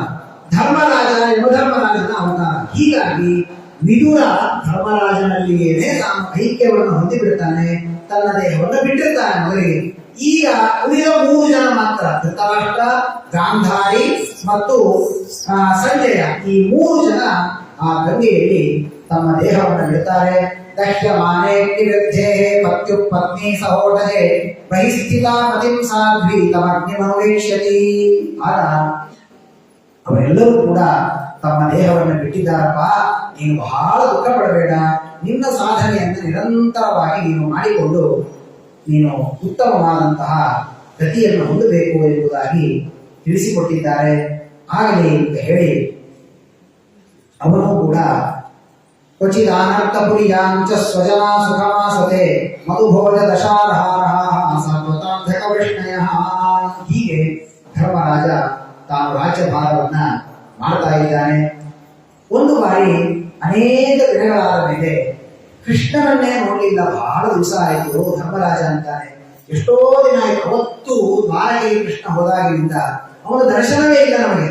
ಹೀಗಾಗಿ ಒಂದು ಸ್ವಲ್ಪ ಅರ್ಜುನ, ನೀನು ಹೋಗಿ ಹೇಗಿದ್ದಾನೆ ಕೃಷ್ಣ ನೋಡ್ಕೊಂಡು ಬಂದು ನನಗೆ ಹೇಳು ಅಂತ ಧರ್ಮರಾಜ ಅರ್ಜುನನನ್ನು ಕೊಟ್ಟು ಕಳಿಸ್ತಾನೆ. ಎಷ್ಟು ಹೊತ್ತಾದರೂ ಕೂಡ, ಎಷ್ಟು ದಿನಗಳಾದರೂ ಕೂಡ ಅರ್ಜುನ ಬರೋದೇ ಇಲ್ಲ. ಆಗ ಯುಧಿಷ್ಠಿರ ವಿಚಾರ ಮಾಡ್ತಾನೆ, ಯಾಕೆ, ಏನಾಯಿತು, ಎಷ್ಟು ದಿವಸ ಆಯ್ತಲ್ಲ, ಇನ್ನು ಬಂದೇ ಇಲ್ವಲ್ಲ. ಗತಾ ಸಪ್ತಾಧುನಾಮಾಸಾಹ, 7 ತಿಂಗಳಾಯ್ತು ಅರ್ಜುನ ಬಂದೇ ಇಲ್ಲ ಇನ್ನು. ಹಾಗಲ್ಲ, 7 ದಿವಸ ಆಗಿರುತ್ತೆ ಅರ್ಜುನ ಹೋಗಿ ಇನ್ನು. ಅಂದ್ರೆ ಶ್ರೀಮದಾಚಾರ್ಯ ಹೇಳ್ತಾರೆ, ಅತ್ಯಂತ ಪ್ರೀತ್ಯಾಸ್ಪದವಾದ ವ್ಯಕ್ತಿಗಳು ಸ್ವಲ್ಪ ಹೊತ್ತು ಹೋದ್ರು ಅವರನ್ನ ಕಳೆದುಕೊಂಡು ನಮಗೆ ಬಹಳ ದಿನ ಅಂತ ಅನಿಸ್ತದೆ. ಹೀಗಾಗಿ ಧರ್ಮರಾಜ ಈ ರೀತಿ ಮಾತನಾಡಿದ ಅಂತ. ಆಗ ಅವರಿಷ್ಟೆಲ್ಲ ಒದ್ದಾಡ್ತಾ ಇರ್ತಾರೆ. ಆಗ ಅರ್ಜುನ ಬರ್ತಾನೆ. ಅರ್ಜುನ ಬಂದಾಗ ಯುಧಿಷ್ಠಿರ ಅನೇಕ ಮಾತುಗಳನ್ನ ಕೇಳ್ತಾನೆ. ಅಪಿಸ್ವಸ್ತ್ಯಾಸತೆ ಸರ್ವೇ ರಾಮಕೃಷ್ಣ ಭುಜಾಶ್ರಯಾ ಅಪಿಸ್ಮರಂತಿ ಕುಶಲಂ ಭಸ್ಮಾನಂ ಬದ್ಧ ಸೌಹೃದಾ ಭಗವಾನಪಿ ಗೋವಿಂದೋ ಬ್ರಹ್ಮಣ್ಯೋ ಭಕ್ತವತ್ಸಲಃ ಕಚ್ಚಿತ್ ಪುರೇ ಸುಧರ್ಮಾಯಾಂ ಸುಖಮಾಸ್ತೆ ಸುಹೃದ್ವೃತಃ. ಎಲ್ಲರೂ ಚೆನ್ನಾಗಿದ್ದಾರ. ವಸುದೇವ, ದೇವಕಿ, ನಂದ, ಯಶೋದೆ, ಯಾದವರು, ಬಲರಾಮ ದೇವರು, ಅವನ 16,108 ಜನ ಪತ್ನಿಯರು ಎಲ್ಲರೂ ಚೆನ್ನಾಗಿದ್ದಾರ ಅಂತ ಕೇಳ್ತಾ ಕೃಷ್ಣ ಹೇಳಿದ್ದಾನೆ. ಅವನು ಈ ಎಲ್ಲ ಅವನ ಕುಶಲವನ್ನ ಕೇಳಿದ್ಯಾ, ಅವನು ನಮ್ಮನ್ನು ಏನಾದರೂ ಮಾತನಾಡಿಸಿದ್ದ, ಏನಾದರೂ ಕೇಳಿದ. ಧರ್ಮರಾಜ ಎಲ್ಲವನ್ನ ಕೇಳಿದಾಗ ಅರ್ಜುನ ಕಣ್ಣಲ್ಲಿ ನೀರು ಸುರಿಸ್ತಾ ಇದ್ದಾನೆ. ಏನ್ ಮಾತನಾಡಬೇಕು, ಶಬ್ದ ಬರ್ತಾ ಇಲ್ಲ, ಕಂಠ ಬಿಗಿದು ಹೋಗಿದೆ, ಮಾತನಾಡ್ಲಿಕ್ಕೆ ಆಗ್ತಾ ಇಲ್ಲ. ತಡೆದುಕೊಂಡು ಮಾತನಾಡ್ತಾನೆ. ಬಹಳ ಸುಂದರವಾದಂತಹ ಸಂದೇಶ ಇದೆ. ನಾವು ಒಂದ್ ದಿವಸ ದಿನಾ ಮಠಕ್ಕೆ ಹೋಗುವ ಅಭ್ಯಾಸ ಇಟ್ಕೊಂಡಿದ್ವಿ. ಒಂದ್ ದಿವಸ ಮಠಕ್ಕೆ ಹೋಗ್ಲಿಲ್ಲ. ಏನಾಯ್ತು, ಇವತ್ತು ಮಠಕ್ಕೆ ಹೋಗ್ಬೇಕಾಗಿತ್ತು, ಹೋಗೇ ಇಲ್ಲ. ಅರ್ಚಕರಿಗೆ ಎಷ್ಟು ಕ್ಲಾಸು, ರಾಯರಿಗೆ ಎಷ್ಟು ಕ್ಲಾಸು, ನಾವು ಕೃಷ್ಣನ ದರ್ಶನ ಕೊಟ್ಟಿಲ್ಲ, ಕೃಷ್ಣಗೆ ಎಷ್ಟು ಕ್ಲಾಸು ಅಂತ ಅನ್ಕೋಬಾರ. ನಾವು ಒಂದು ದಿನ ದೇವರ ಬ್ರಾಹ್ಮಣರ ದರ್ಶನ ಮಾಡಲಿಲ್ಲ ಅಂದ್ರೆ ನಾವು ಆ ಪುಣ್ಯದಿಂದ ವಂಚಿತರಾಗಿದ್ದೇವೆ ಅಂತ ಅರ್ಥ. ಬಹಳ ಸುಂದರವಾದಂತಹ ಮಾತನ್ನ ಹೇಳ್ತಾನೆ. ಅಲ್ಲಿ ಇರುವ ಸಂದರ್ಭ ಇಷ್ಟೇ, ಏನಾಯಿತು, ಕೃಷ್ಣ ಯಾಕೆ ಬಂದಿಲ್ಲ ಅಂತ ಪ್ರಶ್ನೆ. ಕೃಷ್ಣ ಹೇಗಿದ್ದಾನೆ ಅಂತ ಪ್ರಶ್ನೆ. ಅದಕ್ಕೆ ಅರ್ಜುನ ಕೊಡುವ ಉತ್ತರ ಏನು, ಕೃಷ್ಣ ಪರಮಾತ್ಮ ಅವತಾರವನ್ನು ಮುಗಿಸಿ ತಾನು ತನ್ನ ಲೋಕಕ್ಕೆ ಹೋದ ಅಂತ ಹೇಳ್ಬೇಕಾಗಿದೆ. ಆದರೆ ಅರ್ಜುನ ಹೇಳುವ ಕ್ರಮ ಹೇಗಿದೆ ಗೊತ್ತಾ, ತುಂಬಾ ಚೆನ್ನಾಗಿದೆ. ನಾವು ಎಲ್ಲೋ ಪ್ರವಚನಕ್ಕೆ ಹೋದ್ವಿ, ಸ್ವಾಮಿಗಳ ಪ್ರವಚನಕ್ಕೆ ಕೇಳಿ ಬಂದ್ಯಾ ಅಂತ ಕೇಳಿದಿಲ್ಲ. ಪ್ರವಚನ ಹೋಗಿದ್ದೆ, ಕೇಳಿಕ್ಕಾಗಿಲ್ಲ, ಮುಗಿಸ್ಬಿಟ್ರು ಅಂದ್ರೆ ಅವದೇ ತಪ್ಪು ಅನ್ನೋ ತರ ಇರುತ್ತೆ. ಮುಗಿಸ್ಬಿಟ್ರು ನಾ ಹೋಗೋದ್ರಲ್ಲಿ ಆಗಲ್ಲ. ನನಗಿವತ್ತು ಪ್ರವಚನ ಕೇಳುವ ಸೌಭಾಗ್ಯ ಸಿಗಲಿಲ್ಲ. ಅರ್ಜುನ ಬಹಳ ಸುಂದರವಾಗಿ ಹೇಳ್ತಾನೆ, ವಂಚಿತೋಹಂ ಮಹಾರಾಜ ಹರಿಣಾ ಬಂಧು ರೂಪಿಣ ಏನ ಮೇ ಅಪಹರಣ ತೇಜ ದೇವ ವಿಸ್ಮಾನ. ಅರ್ಜುನ ಕಂಠ ಬಿಗಿದುಕೊಂಡು ಮಾತನಾಡ್ತಾನೆ, ವಂಚಿತೋಹಂ ಮಹಾರಾಜ, ದೇವರು ಇಲ್ಲಿದ್ದ, ಚೆನ್ನಾಗಿದ್ದ, ಅಲ್ಲಿ ಹೋದ, ನಾವು ಒಬ್ಬನೇ ಆಗಿಬಿಟ್ಟ. ದೇವರ ಬಗ್ಗೆ ವಿಚಾರ ಮಾಡಿಬಿಡ್ರಿ. ದೇವರನ್ನು ಬಿಟ್ಟಿದ್ದು ನಮ್ಮ ಹಣೆ ಏನಾಯ್ತು ಆಲೋಚನೆ ಮಾಡಿ. ಕೃಷ್ಣಗೆ ಏನಾಯ್ತು, ಏನೂ ಆಗಿಲ್ಲ. ಕೃಷ್ಣನ್ ಬಿಟ್ಟಿದ್ದು ನಾವು ಅನಾಥರಾಗಿದ್ದೇವೆ. ವಂಚಿತ ಅಹಂ ಮಹಾರಾಜ ಹರಿಣ ಬಂಧು ರೂಪಿಣ. ಯಾವ ದೇವರು ನಮಗೆ ದೇವರಾಗಿ ಮಾತ್ರ ಅಲ್ಲ, ಮನೆಯ ಬಂಧುವಾಗಿ ನಮ್ಮ ಜೊತೆ ಇಷ್ಟು ದಿವಸ ಕೃಷ್ಣ ಇದ್ದ. ನನ್ನಂಥ ಮಾನವರ ಜೊತೆಗೆ ಸಾರಥಿಯಾಗಿ ಏನೇನೋ ನನಗೆ ಸೇವೆಯನ್ನು ಮಾಡಿದ. ಅಂಥ ಕೃಷ್ಣ ಇವತ್ತು ನಮ್ಮನ್ನು ಬಿಟ್ಟು ಹೋಗಿದ್ದಾನೆ. ಅವನಿಂದ ನಾವೆಲ್ಲ ವಂಚಿತರಾಗಿ ಬಿಟ್ಟಿದ್ದೇವೆ. ಆದ್ದರಿಂದ ಯಸ್ಯ ಕ್ಷಣ ವಿಯೋಗೇನ ಲೋಕೋಹ್ಯ ಪ್ರಿಯ ದರ್ಶನ ಉಕ್ತೇನ ರಹಿತೋ ಯೇಷ ಮೃತಃ ಪ್ರೋಚ್ಯತೆ ಯಥಾ. ಯಾವ ದೇವರು ದೇಹದಿಂದ ಒಂದು ಕ್ಷಣ ಹೊರಗೆ ಹೋದ ಅಂದ್ರೆ ಏನಂತಿರ್ತಾರೆ, ಅವರಿದ್ದಾರ್ರಿ ಅಂತಿರ್ತಾರೆ. ಒಂದು ಸ್ವಲ್ಪ ಹೊತ್ತಾದ ಮೇಲೆ ಅದು ಅಲ್ಲೇ ನೋಡ್ರಿ ಅಂತ ಒಂದೇ ಕ್ಷಣ ಅವನಿಗೆ ಹಾಕಿದ್ದು ಹಾಕಿ ಅದೊಂದೇನೋ ಹಿಂದೆ ಬರ್ತಾ ಇರುತ್ತೆ ಮಷೀನ್ ಒಳಗೆ, ಅಲ್ಲಿ ತನಕ ಇನ್ನೂ ಇದ್ದಾರೆ ಅಂತಿರ್ತಾರೆ. ಸ್ವಲ್ಪ ಹೊತ್ತಾದ್ಮೇಲೆ ಹೋದನು ಗೊತ್ತಾದ್ಮೇಲೆ ಎಷ್ಟೊತ್ತಿಗೆ ತೆಗಿತಾರ್ರಿ ಅಂತ ಕೇಳ್ತಾರೆ. ಅಂದ್ರೆ ಅದು ಜಡ ಮುಗಿದಷ್ಟೇ, ಕಲ್ಲು ಮಣ್ಣು ಇದ್ದ ಹಾಗೆ ಅದೊಂದು ಜಡ. ಹಾಗಾದ್ರೆ ಮೊದಲಿರುವ ಗೌರವ ಯಾಕಿತ್ತು, ನಂತರ ಯಾಕೆ ಹೋಯಿತು? ಯಸ್ಯ ಕ್ಷಣ ವಿಯೋಗೇನ, ದೇವರ ವಿಯೋಗ ನಮಗಾಯಿತು ಅಂದ್ರೆ ಇದು ಬರೀ ಪ್ರಾಣ ಕಳೆದು ಹೋದ್ರೆ ಒಂದೇ ಅಂತ ತಿಳಿಯಬೇಡಿ. ನಿನ್ನೆಯವರೆಗೆ ಒಬ್ಬ ವ್ಯಕ್ತಿ ತುಂಬಾ ಉಚ್ಚ ಸ್ಥಾನದಲ್ಲಿ ಇರ್ತಾನೆ. ಆದ್ರೆ ಇವತ್ತವರನ್ನ ನಾವು ನೋಡಿದ್ವಿ ಅಂದ್ರೆ ಎದುರಿಗೆ ನೋಡೋದು ನಮಸ್ಕಾರ ಇರುವುದು, ಸ್ಮೈಲು ಮಾಡೋದಿಲ್ಲ ಅವನ ಕಂಡ್ರೆ ನಾವು. ಯಾಕೆ? ನಿನ್ನೆಯವರೆಗೆ ಅವನಿಗೆ ದೇವರ ಅನುಗ್ರಹ ಇತ್ತು, ಲೋಕದ ಮಾನ್ಯತೆ ಇತ್ತು.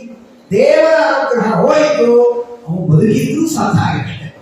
ಹಾಗಾಗಿ ನಾವೆಲ್ಲರೂ ಕೂಡ ಇಷ್ಟು ದಿವಸ ದೇವರ ಆಶ್ರಯ ಇತ್ತು, ಇಷ್ಟು ಚೆನ್ನಾಗಿ ನಾವೆಲ್ಲ ವೈಭವದಿಂದ ಮೆರೆದ್ವಿ. ಆ ಕೃಷ್ಣನೇ ನಮ್ಮನ್ನ ಬಿಟ್ಟು ಹೊರಟು ಹೋಗಿದ್ದಾನೆ. ಅರ್ಜುನ ಸಾಲೋ ಸಾಲಾಗಿ ಒಂದು 20 ಶ್ಲೋಕಗಳಲ್ಲಿ ದೇವರಿದ್ದಾಗ ನಮ್ಮ ವೈಭವ ಹೇಗಿತ್ತು, ಇವತ್ತು ನಮ್ಮ ಹಣೆ ಬರಹ ಏನಾಗಿದೆ ಅನ್ನುವುದನ್ನ ಬಹಳ ಚೆನ್ನಾಗಿ ಸ್ತೋತ್ರವನ್ನು ಮಾಡ್ತಾನೆ. ಯಶ್ರೌಶ್ರಯ ದ್ರುಪದಗೇಹ ಉಪಾಗತಾನ ರಾಜ್ಞಾಂ ಸ್ವಯಂವರ ಮುಖೇ ಸ್ಮರ ದುರ್ಮದಾನ ತೇಜೋ ಹೃತಂ ಖಲು ಮಯಾ ವಿಹತಶ್ಚ ಮತ್ಸ್ಯಃ ಸಜ್ಜೀಕೃತೇನ ಧನುಷಾ ಅಧಿಗತಾ ಚ ಕೃಷ್ಣ.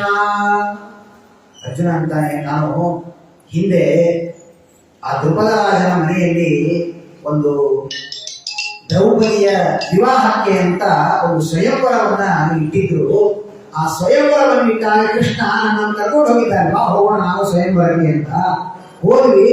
ಅಲ್ಲಿ ಒಂದು ಆಟ ಏನು ಅಂದ್ರೆ ಆ ಮತ್ಸ್ಯೇಂದ್ರವನ್ನ ಭೇದನೆ ಮಾಡಬೇಕು ಅಂತ ಒಂದು ನೀರಿನ ಮೇಲೆ ಕೆಳಗೆ ಒಂದು ಚಕ್ರ, ಆ ಚಕ್ರ ತಿರುಗುತ್ತಾ ಇರುತ್ತೆ. ಆ ತಿರುಗುವ ಚಕ್ರದ ಮಧ್ಯದಲ್ಲಿ ಬಾಣವನ್ನು ಬಿಟ್ಟು ನೀರಿನ ಕಣ್ಣಿಗೆ ಹೊಡಿಬೇಕು. ನೀರಿನ ಕಣ್ಣಿಗೆ ಸರಿಯಾಗಿ ಬಾಣವನ್ನು ಬಿಡಬೇಕು. ಅದು ಹೇಗೆ? ಚಕ್ರ ನೋಡಿಕೊಂಡಲ್ಲ, ಕೆಳಗೆ ಎಣ್ಣೆಯಲ್ಲಿ ಚಕ್ರದ ಪ್ರತಿಕೃತಿ ಕಾಣ್ತಾ ಇರುತ್ತೆ. ಕೆಳಗೆ ನೀರಿನಲ್ಲೋ ಎಣ್ಣೆಯಲ್ಲೋ ಚಕ್ರ ತಿರುಗೋದು ಕಾಣ್ತಾ ಇರುತ್ತೆ. ಕೆಳಗೆ ನೋಡ್ತಾ ಬಾಣವನ್ನು ಬಿಟ್ಟು ಸರಿಯಾಗಿ ಚಕ್ರದ ಮಧ್ಯದಲ್ಲಿ ಹೋಗಿ ಆ ಬಾಣ ಹೋಗಿ ನೀರಿನ ಕಣ್ಣಿಗೆ ತಾಕಿದರೆ ದ್ರೌಪದಿಯ ಮದುವೆ ಮಾಡಿಕೊಡ್ತೇನೆ ಅಂತ ದ್ರುಪದರಾಜ ಒಂದು ಸ್ವಯಂವರವನ್ನ ಇಟ್ಟಿರ್ತಾನೆ. ಅರ್ಜುನ ಅಂತಾನೆ, ಅವತ್ತು ನಾ ಏನು ಅನ್ಕೊಂಡೆ ಅಂದ್ರೆ, ನಾನು ಹೊಡೆದು ಕರ್ಕೊಂಡು ಬಂದ್ಬಿಟ್ಟೆ ದ್ರೌಪದಿನ ಅನ್ಕೊಂಡಿದ್ದೆ. ಇವತ್ತು ಗೊತ್ತಾಯ್ತು ಕೃಷ್ಣ ನನ್ನ ಪಕ್ಕಕ್ಕೆ ಇದ್ದಿದ್ದಕ್ಕೆಲ್ಲ ಆಗಿದೆ ಅಂತ.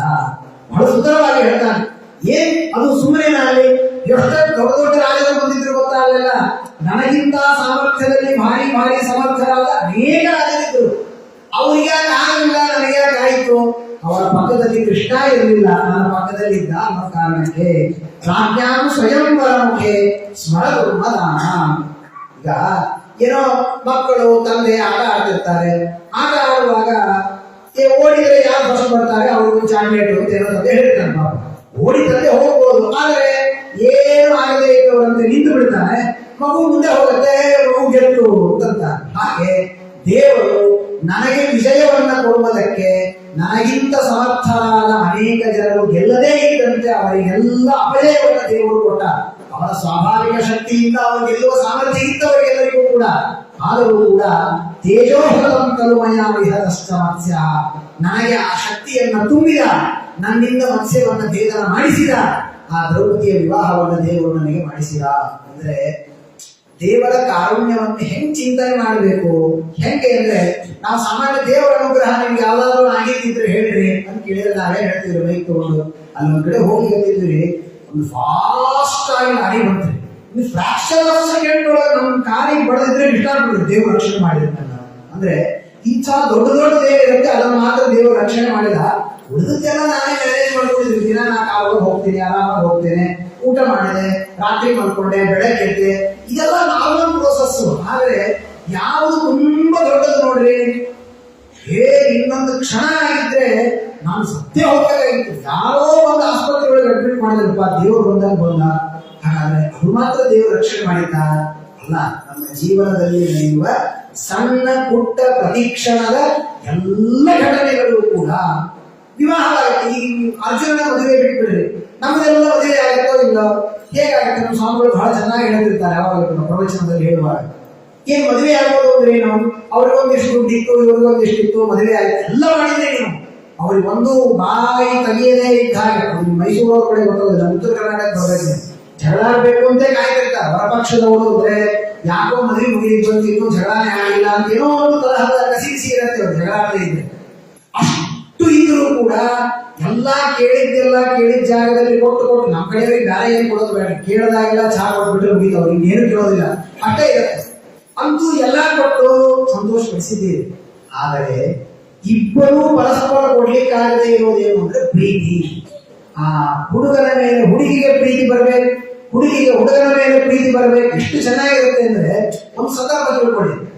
ಹಿಂದಿನ ದಿವಸ ಏನ್ ಜಗಳ ಆಡ್ತಿರ್ತ, 3 ಗ್ರಾಮಿನ ಉಂಗುರ ಕೊಡ್ತೀನಿ ಅಂದ್ರು, 2 ಗ್ರಾಮಿನ ಕೊಟ್ಟು ಬಿಟ್ರು, ಅಷ್ಟೇ ಸರ ಹಾಕ್ಬಿಟ್ರು, ಇಷ್ಟೇ ಏನೋ ಜಗಳ ಆಡ್ತಿರ್ತ. ಮಾರನೇ ದಿವಸ ಮದುವೆ ಎಲ್ಲ ಆದ್ಮೇಲೆ ಆ ವಾರದವರಿಗೆ ದುಡ್ಡು ಕೊಡ್ಬೇಕು ನೋಡಿ, ಶುರು ಆಗಿದೆ. ಇವ್ರೇನೋ 1,000 ರೂಪಾಯಿ ಕಡಿಮೆ ಕೊಡ್ತಾರೆ. ಯಾಕೆ ಕೊಟ್ರಿ ಅವ್ರು ಕೇಳ್ತಾರೆ. ಇಲ್ಲ ನೀ 8ಕ್ಕೆ ಬರ್ತೀನಿ ಅಂತಿದ್ದಿ, 9ಕ್ಕೆ ಬಂದಿ, ಅದಕ್ಕೆ ನಾವು 1,000 ಜಗಳ ಶುರು ಆಗಿದೆ. ಸ್ವಲ್ಪ ಜೋರಾಗಿ ಜಗಳ ಶುರು ಆಯ್ತು ಅಂದ್ರೆ ಆ ಗಂಡಿನ ಕಡೆಯವರು ಬರ್ತಾರೆ. ಯಾಕ್ರಿ ನಮ್ಮ ಬೀರ ಜೊತೆ ಜಗಳ ಆಡ್ತೀವ ಮಗ, ನಾವು ಜಗಳಕ್ಕೆ ಬರ್ತಾರೆ. ಹಿಂದಿನ ದಿವಸ ನೀನೇ ಜಗಳ ಆಡಿ ಅವ್ರ ಜೊತೆ, ಇವತ್ತು ಅವ್ರ ಜೊತೆ ಜಗಳ ಆಡಿದ್ರೆ ಇಬ್ರು ಸೇರಿ ಅವ್ರ ಮೇಲೆ ಬರ್ತೀವಿ. ಯಾಕೆ? ಹಾಗಾದ್ರೆ ಇವರು ನಮ್ಮವರು ಅನ್ನುವ ಪ್ರೀತಿಯನ್ನ ದೇವರು ಕೊಟ್ಟ. ಹಾಗಾದ್ರೆ ಮದುವೆ ಅಂದ್ರೆ ಬರೀ ಹುಡುಗ ಹುಡುಗಿಯಲ್ಲಿ ಹುಟ್ಟುವ ಪ್ರೀತಿ ಅಲ್ಲ, ಅನೇಕ ಅವರ ಕಡೆಯನ್ನು 100 ಜನ, ಇವರ ಕಡೆಯನ್ನು 100 ಜನ. ಇಷ್ಟರಲ್ಲಿ ತಾಳಿ ಕಟ್ಟಿ ಪ್ರೀತಿ ಹುಟ್ಟಿದ್ದವರಿಬ್ಬರಲ್ಲಿ ಇರಬಹುದು. ಆದರೆ ಈ ಸಂಬಂಧದ ಮೂಲಕ ಒಂದು ಅಭಿಮಾನ ಪ್ರೀತಿಯನ್ನ ದೇವರು ವಿಚಿತ್ರವಾಗಿ ಹುಟ್ಟಿಸ್ಬಿಟ್ಟಿರ್ತಾರೆ.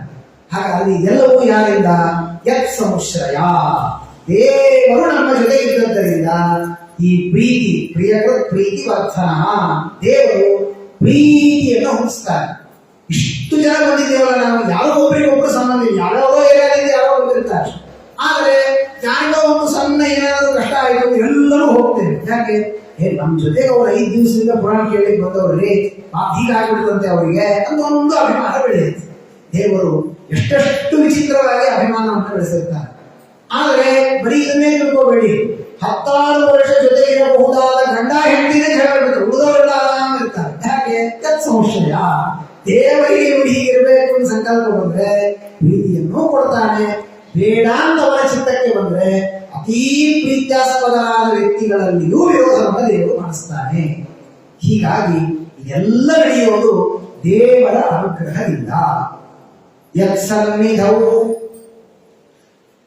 ಅವಹಂ ಖಂಡಮಗ್ನಯೇನ ಇಂದ್ರಶ್ಚ ಸಾಮರಗಣಂ ತರಸಾ ವಿಹಿತ್ಯ ಲಬ್ಧಾ ಸಭಾಮಯ ಕೃತಾದ್ಭುತ ಶಿಲ್ಪಮಾಯ ದಿಭ್ಯೋ ಹರಂ ನೃಪತಯೋ ಬಲಿಮಧ್ವರೇದೇ.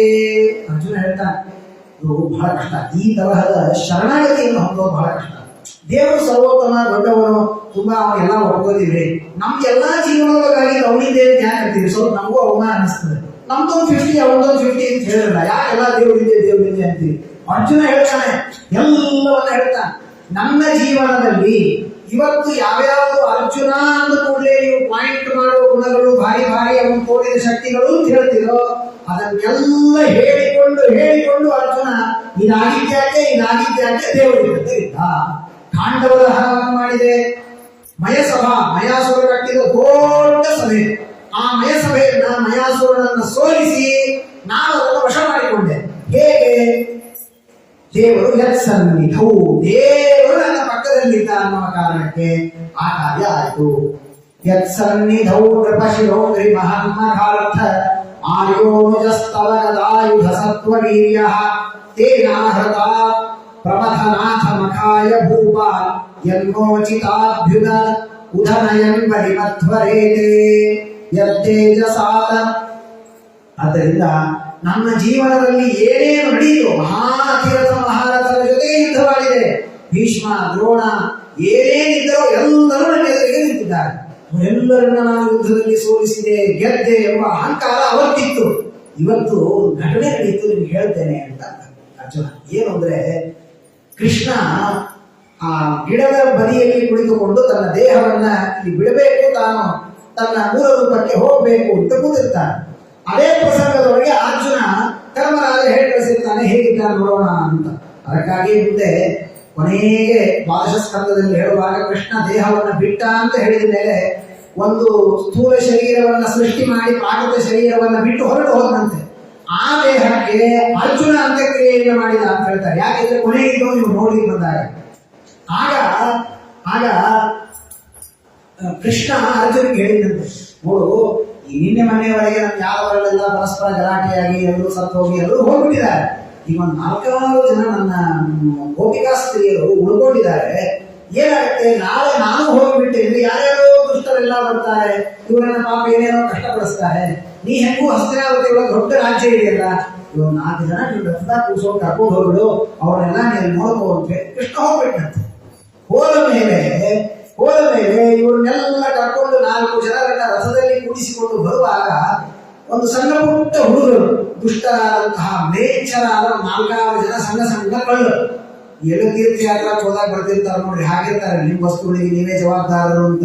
ಹಾಗೆ ಆ 4 ಜನ ಹುಡುಗರು ದಾರಿ ಒಳಗೆ ಭೇಟಿ ಆಗಂತ ಅರ್ಜುನನಿಗೆ.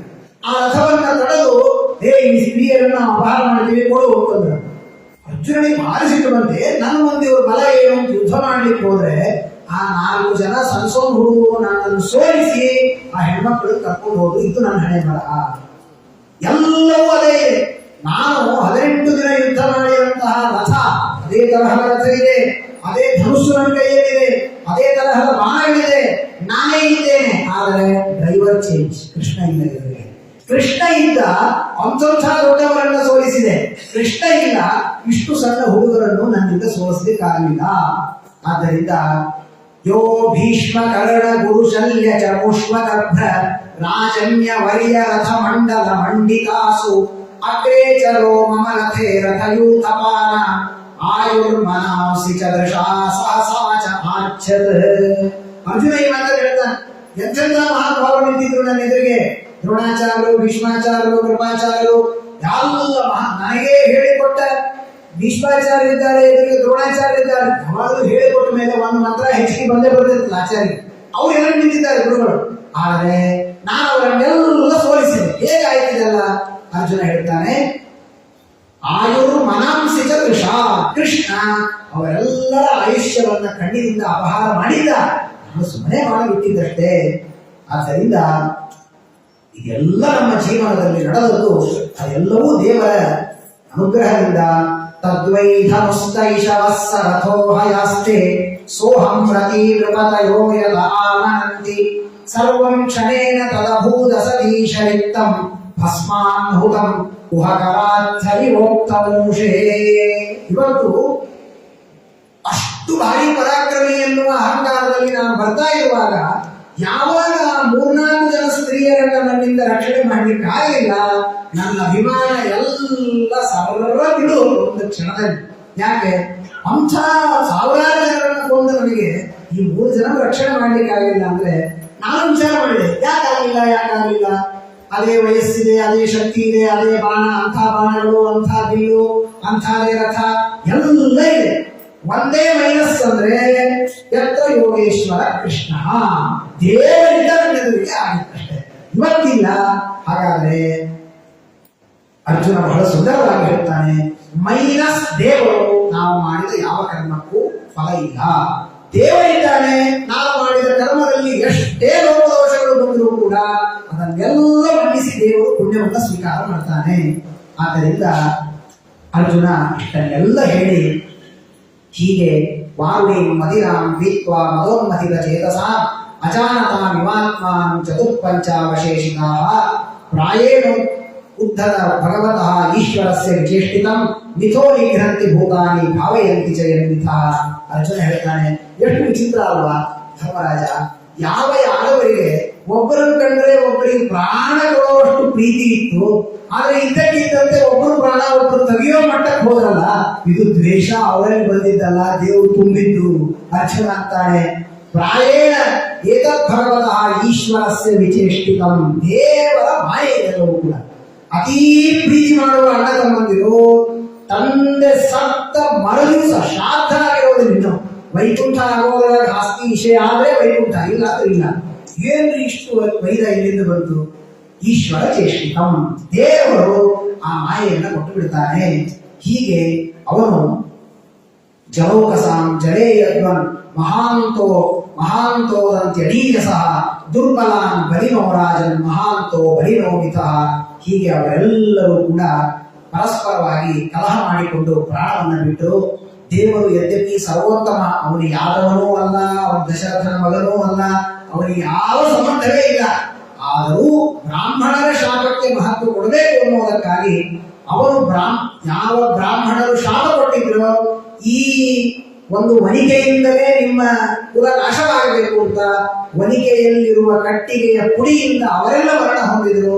ಮುಂದಿರುವ ಒಂದು ಕಬ್ಬಿಣದ ಮಳೆಯ ಚೂಪಾದ ಮಳೆಯಿಂದ ಕೃಷ್ಣ ಪರಮಾತ್ಮನು ಕೂಡ ಅದರ ನೆಪವನ್ನು ಮಾಡಿಕೊಂಡು ದೇಹವನ್ನ ಬಿಟ್ಟಿದ್ದಾರೆ. ಏವಂ ಚಿಂತಯತೋ ವಿಷ್ಣೋ ಕೃಷ್ಣಾಪಾದ ಸರೋಹಂ ಸೌಹಾರ್ದೇ ನಾತಿ ಗಾಢೇನ ಶಾಂತಾಸಿ ವಿಮಲಾಮತಿ. ಹೀಗೆ ಅವರೆಲ್ಲರೂ ಕೂಡ ವಿಚಾರ ಮಾಡಿದ್ರು. ಬಹಳ ದುಃಖ ಆಯಿತು. ದುಃಖ ಅಂದ್ರೆ ವಿಚಾರ ಮಾಡಿದ್ರು. ದುಃಖ ಪಡೋದ್ರಾಗ ಅರ್ಥ ಇಲ್ಲ. ಯಾಕೆಂದ್ರೆ ನಾವಿಲ್ಲಿರೋರು ಅಲ್ಲೇ ಅಲ್ಲ, ನಾವೆಲ್ಲ ಅಲ್ಲಿ ಇರೋರು. ದೇವರ ಸೇವಾ ಮಾಡಿ ಬಂದಿದ್ವಿ. ದೇವರೇ ಹೊರಟು ಹೋದ್ಮೇಲೆ ನಾವಿಲ್ಲಿ ಇರಬಾರ್ದು. ಹಾಗಾದ್ರೆ ದಾಸರು ಹೇಳ್ತಾರೆ, ಇಲ್ಲಿ ಬಂದೆ ಸುಮ್ಮನೆ ಅಂತ. ಹಾಗೆ ನಾವೆಲ್ಲ ಸಾಧನೆ ಮಾಡಿಕೊಂಡು ಎಲ್ಲೋ ಹೋಗ್ಬೇಕಾಗಿದೆ. ಕುಂಭಮೇಳಕ್ಕೆ ಅಂತ ಹೋಗ್ಬೇಕು. ಯಾರೋ ಟ್ರೈನ್ ಅಲ್ಲಿ ಹೊರಟಿದ್ರು. ಹೋಗುವಾಗ ಒಂದು ಹೈದರಾಬಾದ್ ಒಂದು ಸ್ಟಾಪು, ನಾಗ್ಪುರಕ್ಕೆ ಒಂದು ಸ್ಟಾಪು, ಎಲ್ಲ ಯಾರೋ ಹೈದರಾಬಾದ್ ಇಳ್ಕೊಂಡಾಗ ಪಾಪ ಇವರೆಲ್ಲ ಬಹಳ ಜನ ಬಂದಾರೆ ಅಂತ ಒಂದು ಮನೆ ಒಳಗೆ ಬೆಳೆಸಿದ್ರು. ಈ ಮನೆ ಚೆನ್ನಾಗಿದೆ, ಆ ಕಡೆ ಮೈಸೂರು ಬೇಡ, ಈ ಕಡೆ ಕುಂಭಮೇಳನೂ ಬೇಡ ಅಂತ ಅಲ್ಲೇ ಇಟ್ಬಿಟ್ರೆ ನಾವು ಹೋಗ್ಬೇಕಾದ ಕುಂಭಮೇಳಕ್ಕೆ ಮಧ್ಯದಲ್ಲಿ ಸಿಕ್ಕ ಮನೆ ಅಷ್ಟೇ. ಹಾಗೆ ಈ ಎಲ್ಲ ಶರೀರಗಳು ಮೋಕ್ಷಕ್ಕೆ ಹೊರಟ ಸಾಧಕರಿಗೆ ಉಪಯೋಗವಾಗುವ ಬಾಡಿಗೆ ಮನೆಗಳಷ್ಟೇ. ನಮ್ಮ ಸಾಧನೆ ಮುಗಿಯಿತು ಅಂದ್ರೆ ಮುಂದೆ ಮನೆಗೆ ಹೋಗ್ತಾ ಇರ್ಬೇಕಷ್ಟೇ. ಈ 3 ವರ್ಷಕ್ಕೊಮ್ಮೆ ಟ್ರಾನ್ಸ್ಫರ್ ಆಗೋರು ಇರ್ತಾರೆ ನೋಡಿ, ಅವ್ರು ಸಾಮಾನು ಜೋಡಿಸಿ ಅವ್ರ ಕಾಟನ್ ಬಾಕ್ಸ್ ಎಲ್ಲ ನಾಳೆ ಇಟ್ಕೊಂಡಿರ್ತಿರ್ತಾರ. ಯಾಕಂದ್ರೆ ಈ 3 ವರ್ಷಕ್ಕೆ ಮತ್ತೆ ಕಡ್ಲಿಕ್ಕೆ ಬೇಕದೆಲ್ಲ. ಹಾಗೆ ಇದೆಲ್ಲವೂ ರೆಡಿ ಇಟ್ಕೊಂಡಿರ್ಬೇಕಷ್ಟೇ. ಹಾಗೆ ಈ ದೇಹವನ್ನು ಬಿಡೋಣ ಅಂತ ಎಲ್ಲರೂ ಕೂಡ ನಿರ್ಧಾರವನ್ನು ಮಾಡಿಕೊಂಡು ಸ್ವರಾಟ್ ಪೌತ್ರಂ ವಿನೀತಂ ತಂ ಆತ್ಮನೋ ಅನವಮಂ ಗುಣೈಃ ತೋಯನೀರ್ಯಾಂ ಪತಿಂ ಭೂಮೇಃ ಅಭ್ಯಸಿಂಚತ್ಕಜಾಕ್ವಯೇ. ಆಗ ಆ ಉತ್ತರಾದೇವಿಯಲ್ಲಿ ಹುಟ್ಟಿದಂತಹ ಮಹಾನುಭಾವನಾದ ಪರೀಕ್ಷಿತ್ ರಾಜರಿಗೆ ತಾವು ಪಟ್ಟಾಭಿಷೇಕವನ್ನು ಮಾಡಿ ಅವನಿಗೆಲ್ಲವನ್ನು ಕೂಡ ಒಪ್ಪಿಸಿ ವಿರಕ್ತರಾಗಿ ತಾವು ಯಾತ್ರೆಗೆ ಅಂತ ಹೊರಟಿದ್ದಾರೆ. ವಿಸರ್ಜ್ಯ ತತ್ಸರ್ವಂ ದುಕೂಲ ವಲಯಾದಿಕಂ ನಿರ್ಮಮೋ ನಿರಹಂಕಾರ ಸಂಚಿತ ಸಂಚಿನ್ನಾಶೇಷ ಬಂಧನ. ಹೊರಟಂತೆ ಪಾಂಡವರು ಹೇಗೆ ಹೋಗೋದು? ಹೊರಟಾಗ ಒಂದಿಷ್ಟು ನಾಳಿಗಿರ್ಲಿ ನಾಡದ್ದಿಗಿರ್ಲಿ ಪುರಂದರದಾಸರು ನಾಳೆ ಆರಾಧನೆ, ಮಹಾಭಾವರ ಆರಾಧನೆ ಬರುತ್ತೆ. ಪುರಂದರದಾಸರು ಹೋಗ್ತಾ ಇರುವಾಗ ಅವರಿಗೆಲ್ಲ ಕಥೆಗಳು ಗೊತ್ತಿದೆ. ವೈರಾಗ್ಯ ಬಂತು, ದೇವರು ವೈರಾಗ್ಯವನ್ನು ತೋರಿಸಿದ. ಹೊರಟುಬಿಟ್ರು ಪುರಂದರದಾಸರು. ಮಗನನ್ನ ಕರೆದುಕೊಂಡು ಹೆಂಡತಿಯ ಜೊತೆಗೆ ಹೋಗ್ತಾ ಇದ್ದಂತೆ. ಹೋಗುವಾಗ ಹೆಂಡತಿ ಎಲ್ಲೋ ಅರಣ್ಯದಲ್ಲಿ ಹಿಂಗೆ ಅಡ್ಡಾಡ್ಕೊಂಡು ಹೊರಟಾರ. ಹೋಗುವಾಗ ಸ್ವಲ್ಪ ಹಿಂದೆ ತಿರುಗಿ ನೋಡ್ತಿದ್ದ. ಸ್ವಲ್ಪ ದೂರ ಹೋಗೋದು ಹಿಂದೆ ತಿರುಗಿ ನೋಡೋದು, ಸ್ವಲ್ಪ ದೂರ ಹೋಗೋದು ಹಿಂದೆ ತಿರುಗಿ ನೋಡೋದು. ಯಾಕೆ ಹಿಂಗೆ ಮಾಡ್ತಾ ಇದ್ದಾಳೆ ಇವಳು? ಯಾಕೆ ಹಿಂದೆ ತಿರುಗಿ ನೋಡ್ತಾ ಇದ್ದಾಳೆ? ಸ್ವಲ್ಪ ಹೊತ್ತಾದ್ಮೇಲೆ ಪುರಂದರದಾಸರಿಗೆ ಬಂತು. ಯಾಕೆ ಭಯ ಪಡ್ತು? ಏನಿಲ್ಲ ನಿನ್ ಬ್ಯಾಗ್ವಾಗಿ ಏನದ ಅಂತ ಕೇಳಿದ್ರೆ, ಏನಿಲ್ಲ ಎಲ್ಲ ಬಿಟ್ಟು ಬಂದಿದ್ದೇನಿಲ್ಲ. ಏನದ ಹೇಳು? ನಾ ಕೂಸಿಗೆ ಊಟ ಮಾಡಿಸ್ಲಿಕ್ಕೆ ಎಲ್ಲ ಗಂಜಿ ತಿರ್ಸ್ಲಿಕ್ಕೆ ಬೇಕು ಅಂತ ಒಂದು ಬೆಳ್ಳಿ ಲೋಟ ಇಟ್ಕೊಂಡು ಬಂದಿದ್ದೆ ಒಳಗೆ ಅಂತ. ಅದನ್ನ ಇಸ್ಕೊಂಡು ಒಳಗಡೆ ಈಗ ನಡ್ಕೊಂಡು ಹೋಗೋಣ, ಹಿಂದೆ ನೋಡ್ತೀಯ ನೋಡೋಣ. ಆ ಬೆಳ್ಳಿ ಇದ್ದದ್ದಕ್ಕೆ ಅದು ಯಾರಾದ್ರೂ ತಗೊಂಡು ಅನ್ನೋ ಭಯ ಇತ್ತು. ಯಾವಾಗ ಅದನ್ನು ಒಗೆದರೋ ಯಾವ ಭಯವೂ ಇಲ್ಲ.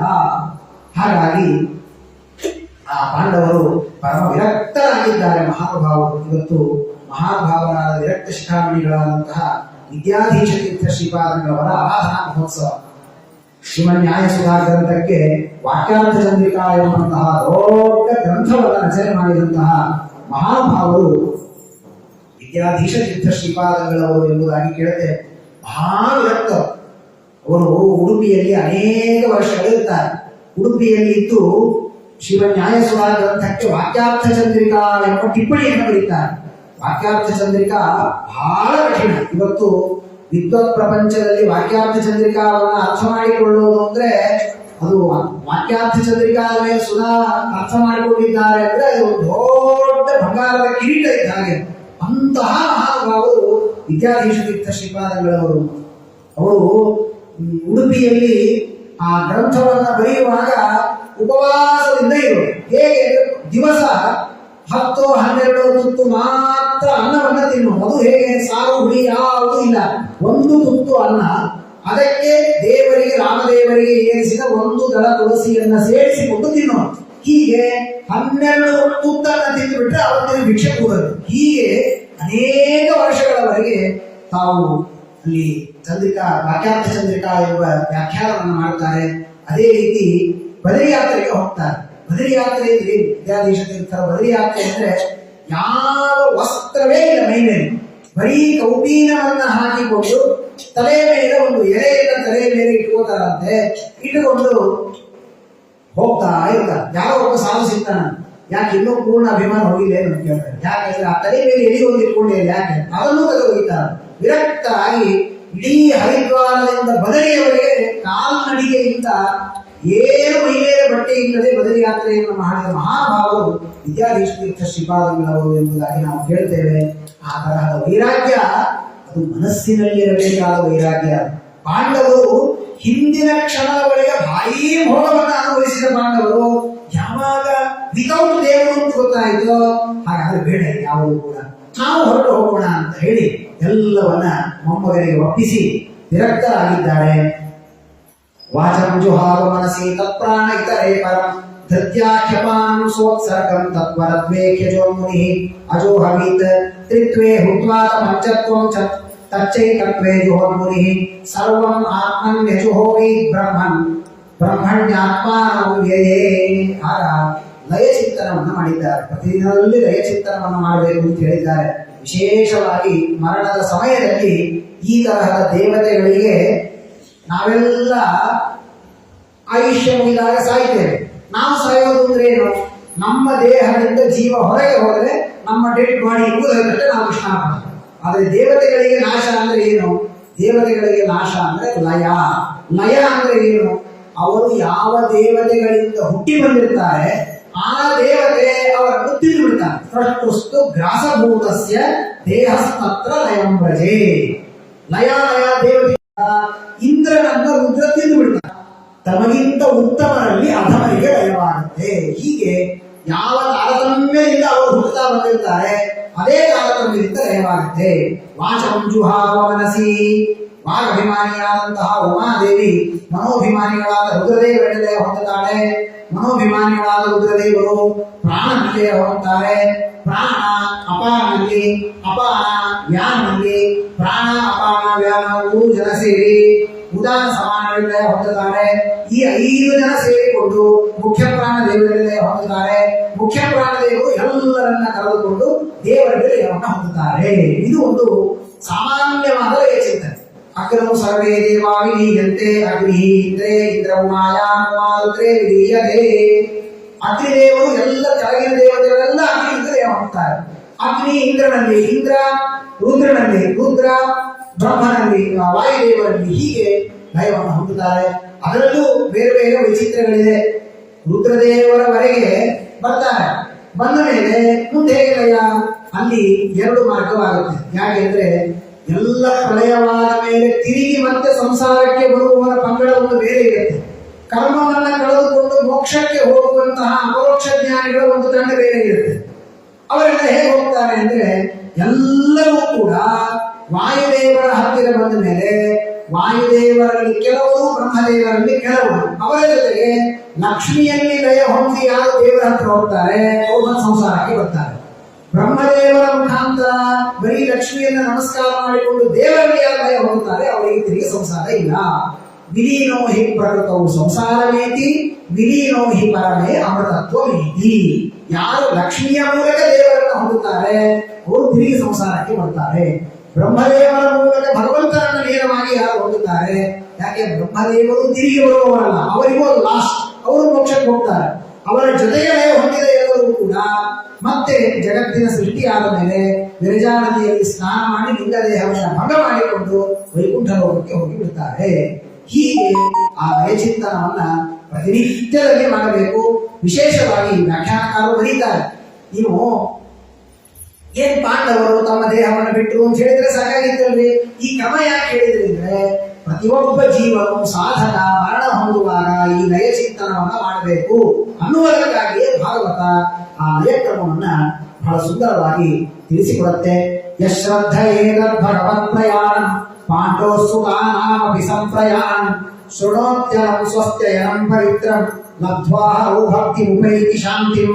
ಯಾರು ಈ ಭಗವಂತನ ತಾನು ಮೂಲ ರೂಪಕ್ಕೆ ಹೋದಂತಹ ಕಥೆ, ಪಾಂಡವರು ದೇಹವನ್ನ ಬಿಟ್ಟಂತಹ ಕಥೆ, ಇದನ್ನ ಯಾರು ಕೇಳ್ತಾರೆ ಹರವು ಭಕ್ತಿ ಉಪೈತಿ, ನಿರಂತರವಾಗಿ ದೇವರಲ್ಲಿ ಭಕ್ತಿಯನ್ನು ಮಾಡ್ತಾರೆ ಎಂಬುದಾಗಿ ತಿಳಿಸಿಕೊಡ್ತಾರೆ.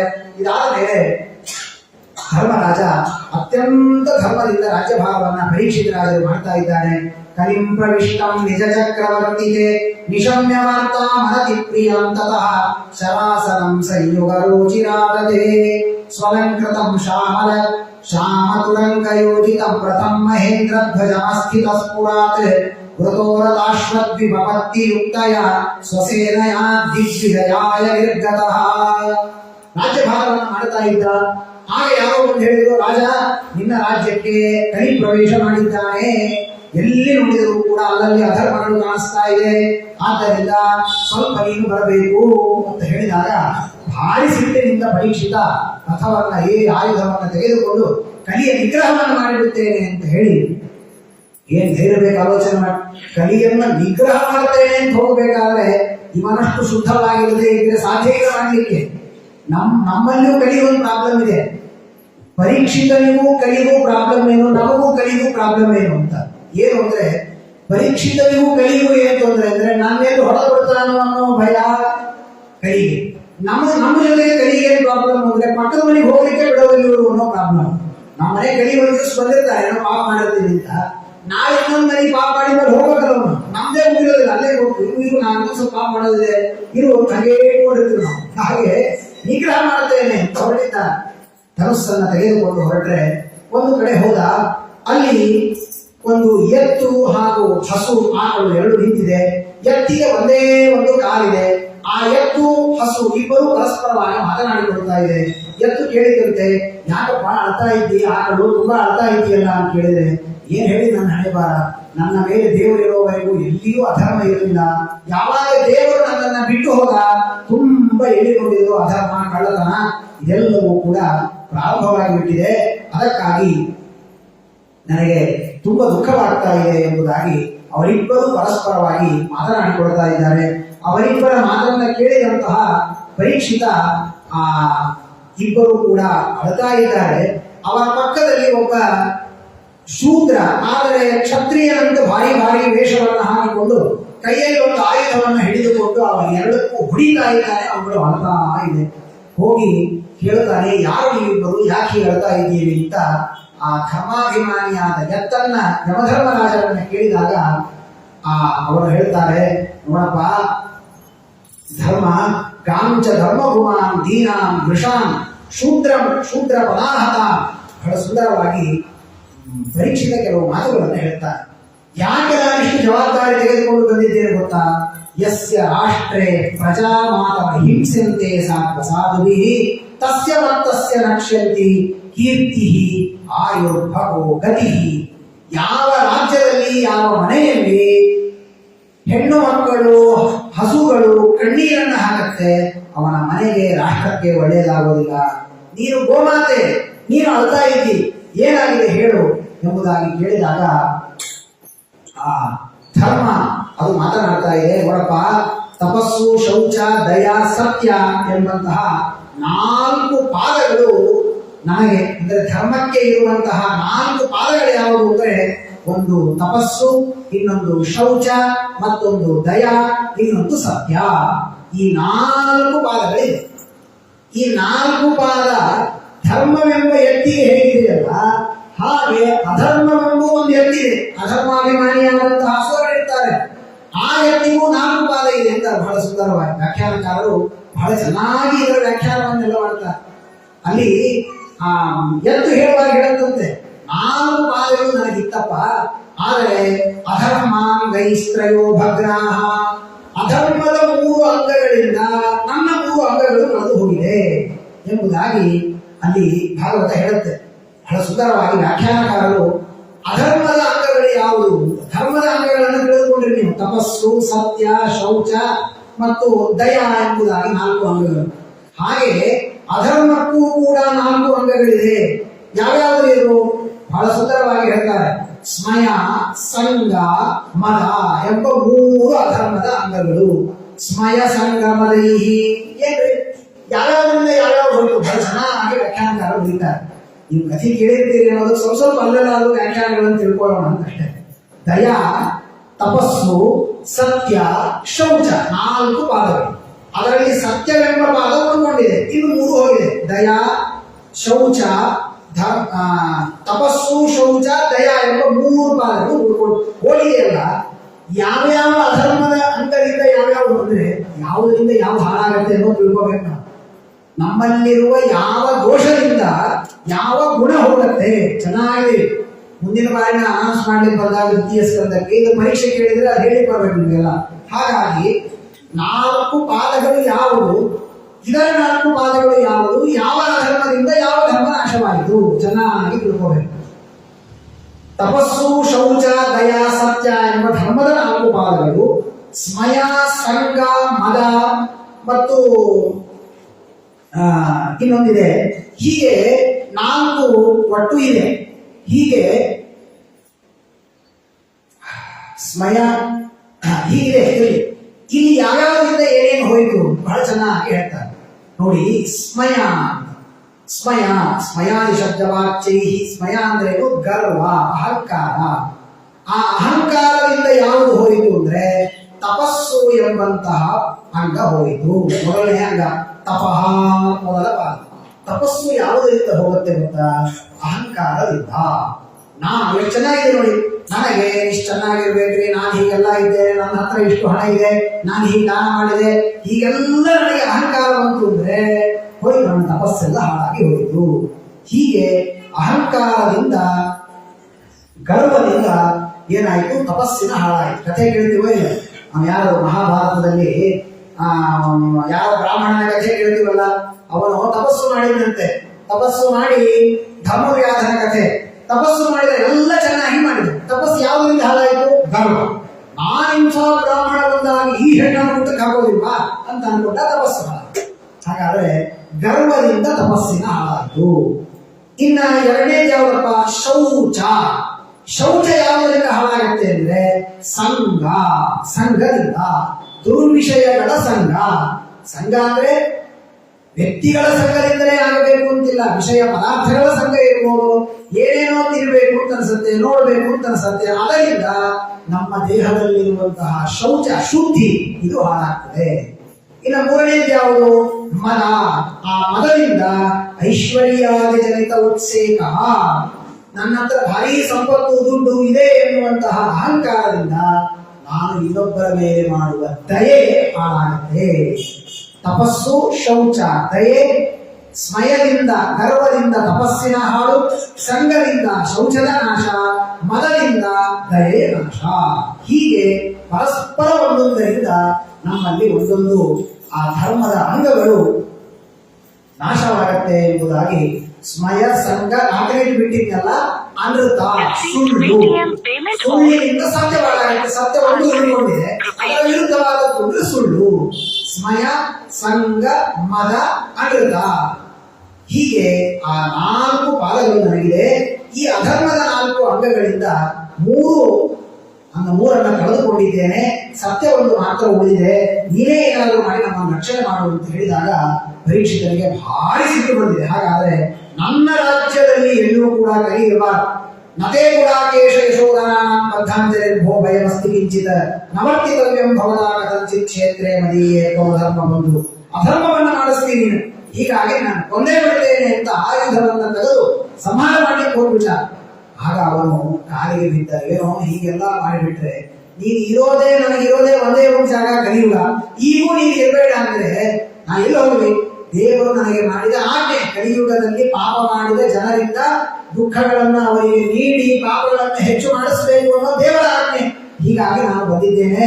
ಹೀಗಾಗಿ ನೀನು ತುಂಬಾ ನನ್ನನ್ನು ಹಿಂಸೆ ಮಾಡಬೇಡ, ನಾನು ಎಲ್ಲ ಕಡೆ ಇರೋದಿಲ್ಲ, ನನಗೊಂದಿಷ್ಟು ಜಾಗವನ್ನು ನೀನೇ ಕೊಟ್ಟುಬಿಡು, ನೀನ್ ಎಲ್ಲಿ ಸ್ಥಳ ಕೊಡ್ತೀಯೋ ಅಲ್ಲಿ ಮಾತ್ರ ನಾನು ಇರ್ತೇನೆ ಅಂತ ಹೇಳಿದಾಗ 4 ಸ್ಥಾನಗಳನ್ನು ಕೊಟ್ಟಿದ್ದಾನೆ. ದ್ಯೂತಂ ಪಾನಂ ಸ್ತ್ರೀಯ ಸೂನ ಯತ್ರ ಅಧರ್ಮಶ್ಚತುರ್ವಿಧ. ಈ 4 ತರಹದ ಅಧರ್ಮಗಳು ಎಲ್ಲಿರುತ್ತೆ ಅಲ್ಲಿ ನಾನು ಇರ್ತೇನೆ. ಇಷ್ಟ ಆಯ್ತಾ? ನಿಮಗೆಲ್ಲ ಕಥೆ ಗೊತ್ತಿದ್ದದ್ದು, ಮಾತ್ರ ಹಿಂದಿನ ಪಾಠಕ್ಕೆ ಬರಲಿಲ್ಲ, ಪ್ರವಚನ ಬಿಟ್ಟು ಪಾಠಕ್ಕೆ ಬರಬೇಕು ಒಂದು ಸ್ವಲ್ಪ. ಹಾಗಾದ್ರೆ ಆ ಹಿಂದಿನ 4 ಅಧರ್ಮಕ್ಕೂ ಇದಕ್ಕೂ ಏನ್ ಸಂಬಂಧ ತಿಳ್ಕೋಬೇಕಲ್ಲ. ಈಗ ಹಿಂದಿನ 4 ಸ್ಮಯ, ಸಂಗ, ಮದ, ಅಮೃತ ಎಂಬ 4 ಇತ್ತು. ಇಲ್ಲಿ ಯಾವುದೋ 4 ಜಾಗ ಹೇಳ್ತಾ ಇದ್ದಾರೆ, ದ್ಯೂತ, ಪಾನ, ದುಷ್ಟ ಸ್ತ್ರೀ, ಸೂನ. ಇದು ಒಂದಕ್ಕೊಂದು ಏನ್ ಸಂಬಂಧ? ಸಂಬಂಧ ಇದೆ ಅಂತ ವ್ಯಾಖ್ಯಾನಕಾರ. ಎಲ್ಲರಿಗೂ ಸಂಬಂಧ ಇದೆ. ಏನು ನೋಡಿ, ದ್ಯೂತ, ಸೂನ. ಸೂನ ಸೂನ ಅಂದ್ರೆ ಏನು? ಸೂನ ಒಂದೊಂದೆಲ್ಲ ಅರ್ಥವನ್ನು ಹೇಳಿದು ಎಲ್ಲದಕ್ಕೂ ಕೂಡ ದ್ಯೂತೆ ಅಂದ್ರೆ ಸುಳ್ಳೆಲ್ಲಿರುತ್ತೆ? ದ್ಯೂತದಲ್ಲಿ. ದ್ಯೂತ ಆಗುವಾಗ ನಾ ಭಾರಿ ಅಪ್ಪಟ ಸತ್ಯ ಹೇಳ್ತೀನಿ ಅಂದ್ರೆ ಆಡ್ಲಿಕ್ಕೆ ಆಗೋದಿಲ್ಲ, ಸುಳ್ಳು ಹೇಳಿದಾಗ ಅವರೆಲ್ಲ ಸೋಲಿಸಿದ್ರು. ಹಾಗಾದ್ರೆ ದ್ಯೂತದಲ್ಲಿ ಸುಳ್ಳು ಇರುತ್ತೆ. ಪಾನದಲ್ಲಿ ಏನಿರುತ್ತೆ? ಮದ. ಹುಡುಗ ಅಂದ್ರೆ ನನ್ನ ಸಮಾನನೇ ಯಾರಿಲ್ಲ ಅಂತ ತಿಳ್ಕೊಂಡಿರ್ತಾನೆ. ದ್ಯೂತದಲ್ಲಿ ಮದ. ದುಷ್ಟ ಸ್ತ್ರೀಯರಲ್ಲಿ ಸಂಗ ಪರಪರ್ಯಾಯ ಕಾಮ, ಅಲ್ಲಿ ಸಂಘ ಇರುತ್ತೆ. ಹಿಂಸೆಯಲ್ಲಿ ಸ್ಮಯ ಇರುತ್ತೆ. ಹೀಗೆ ಈ 4ರಲ್ಲಿ ಆ 4 ಸೇರಿಕೊಂಡಿದೆ. ಹೀಗಾಗಿ ಅದಕ್ಕೆ ಅಧರ್ಮಕ್ಕೆ ಸಂಬಂಧಪಟ್ಟ 4 ಜಾಗಗಳನ್ನ ಪರೀಕ್ಷಿತ ಅವನಿಗೆ ಕೊಟ್ಟಿದ್ದಾನೆ. ಇನ್ನೊಂದು ಸ್ಥಳವನ್ನು ಕೊಡು ಅಂತ ಹೇಳಿದಾಗ ಜಾತರೂಪಮದ ಪ್ರಭು, ದುಷ್ಟ ಮಾರ್ಗದಿಂದ ಗಳಿಸಿದಂತಹ ಸುವರ್ಣದಲ್ಲಿ ನಿನ್ನ ಸ್ಥಾನ ಇರಲಿ ಅಂತ ವರವನ್ನು ಕೊಟ್ಟಿದ್ದಾರೆ. ಸರಿ, ಹೋದ್ರು.